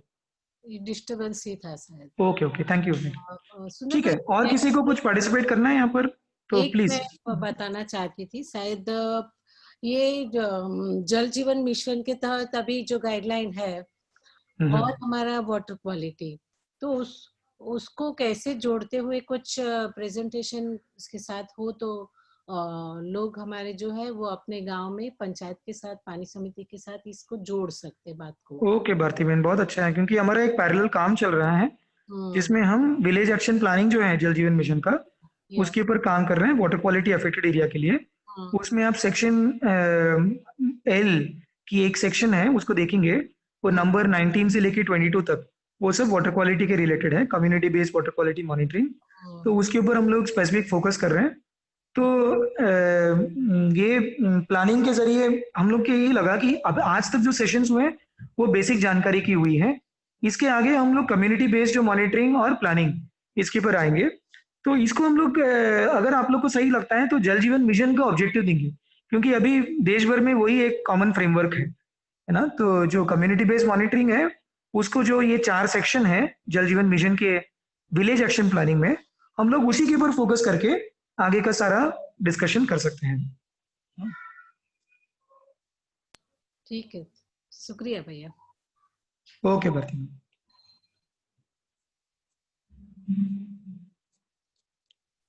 ठीक है, अगर और कोई डिस्कशन अगर नहीं है तो क्या हम आज का कंक्लूड कर सकते हैं? तो किसी का कुछ मिस हो गया तो प्लीज आप अभी बात कीजिए, क्योंकि ये गलती से हो जाता है काफी बार कि अलग अलग लोग एक साथ बात। हाँ प्लीज। तो आपका के लिए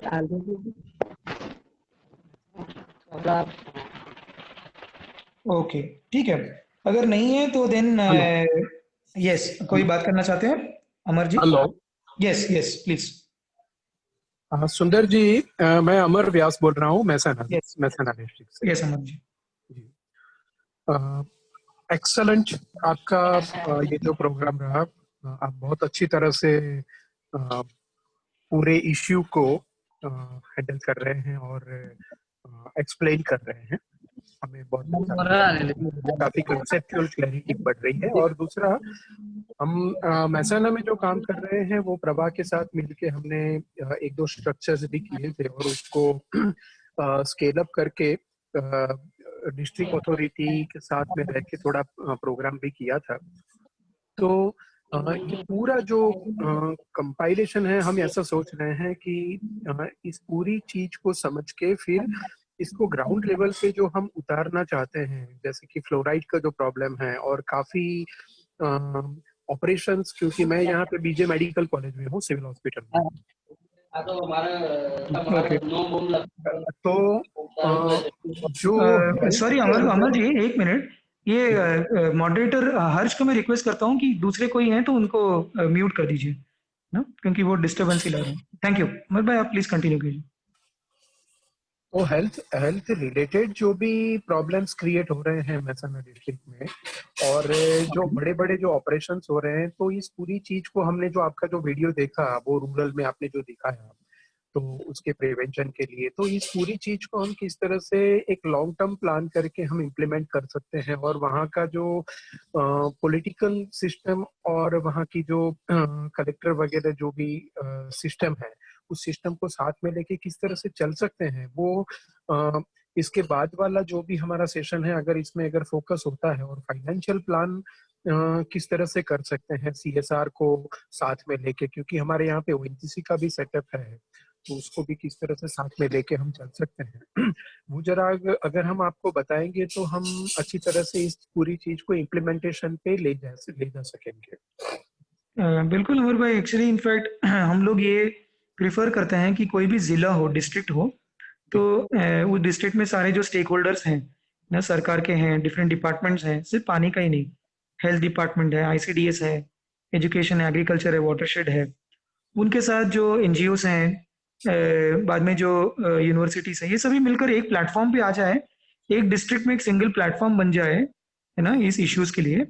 तो वो उसी तरीके से आगे बढ़ना चाहिए। अगर जैसे आप कह रहे हैं मेडिकल कॉलेज है, तो हम लोग यही करेंगे कि उसी फ्रेमवर्क से हम भी काम कर रहे हैं कई और जगहों में, है ना, कि एक डिस्ट्रिक्ट में सभी जो ये प्रॉब्लम्स है, जुड़े हुए प्रॉब्लम्स है, लिंक्ड है, water and health problems, water and health problem, जल और स्वास्थ्य के जो प्रॉब्लम्स को एक जगह लेकर आए और एक जगह में एक साथ काम करें, पॉलिसी लेवल में और ग्राउंड लेवल में भी, तभी इसका असर आ सकता है ना।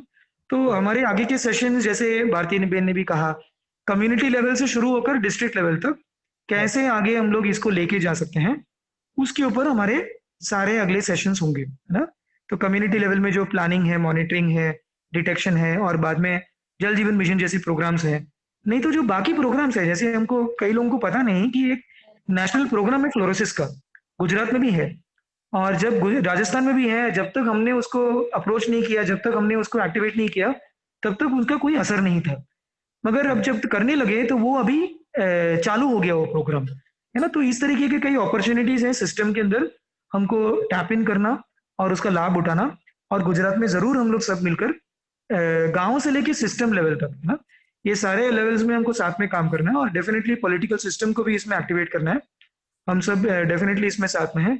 कई पॉलिटिशियंस के साथ हमने बहुत अच्छा काम किया है, मेंबर ऑफ पार्लियामेंट जिन्होंने काफी अच्छा कंट्रीब्यूशन किया है, और कोई भी पार्टी के हो, है ना, कोई भी संस्था के हो, कोई भी पार्टी के हो, इश्यूज के साथ जुड़े हैं तो हमको उनके साथ जुड़ना चाहिए और काम करना चाहिए। तो बिल्कुल, है ना, अमर भाई, तो आपकी बात बिल्कुल सही है। तो इस आगे के सेशंस हम लोग ऐसे ही प्लान करेंगे जैसा फीडबैक हमको मिल रहा है, और प्लानिंग उसी सेशंस के अंदर हम लोग एक एक इश्यूज भी लेते जाएंगे एज केस स्टडीज ना। तभी हम लोग एक साथ इसमें सीखते जाएंगे और काम आगे ग्राउंड में कर सकते हैं। Thank you. और किसी का कुछ छूट गया, और किसी का कुछ कहना है, प्लीज समय है तो आप शेयर कर सकते हैं, नहीं तो ना we can also conclude. Thank you very much. आज का सेशन हमको बहुत अच्छा लगा क्योंकि काफी पार्टिसिपेशन हुई और काफी सारा हमको एक साथ सीखने मिला। हमको भी काफी सारा, आप जितना सवाल पूछ रहे हैं तो हमको पता चल रहा है कि क्या चीज पे हमको फोकस करना है। तो ठीक है, तो इसी के साथ आज का सेशन हम लोग कंक्लूड करते हैं। और प्लीज हमको लिखिए, हमको मैसेज कीजिए, बताइए कि आपको कैसा लग रहा है, हमको फीडबैक दीजिए, और एक साथ काम करते हैं, है ना, इस इश्यूज के ऊपर। तो एक साथ काफी पूरे गुजरात लेवल में हम इम्पैक्ट ला सकते हैं ना। ये सभी जो पानी के साथ जुड़े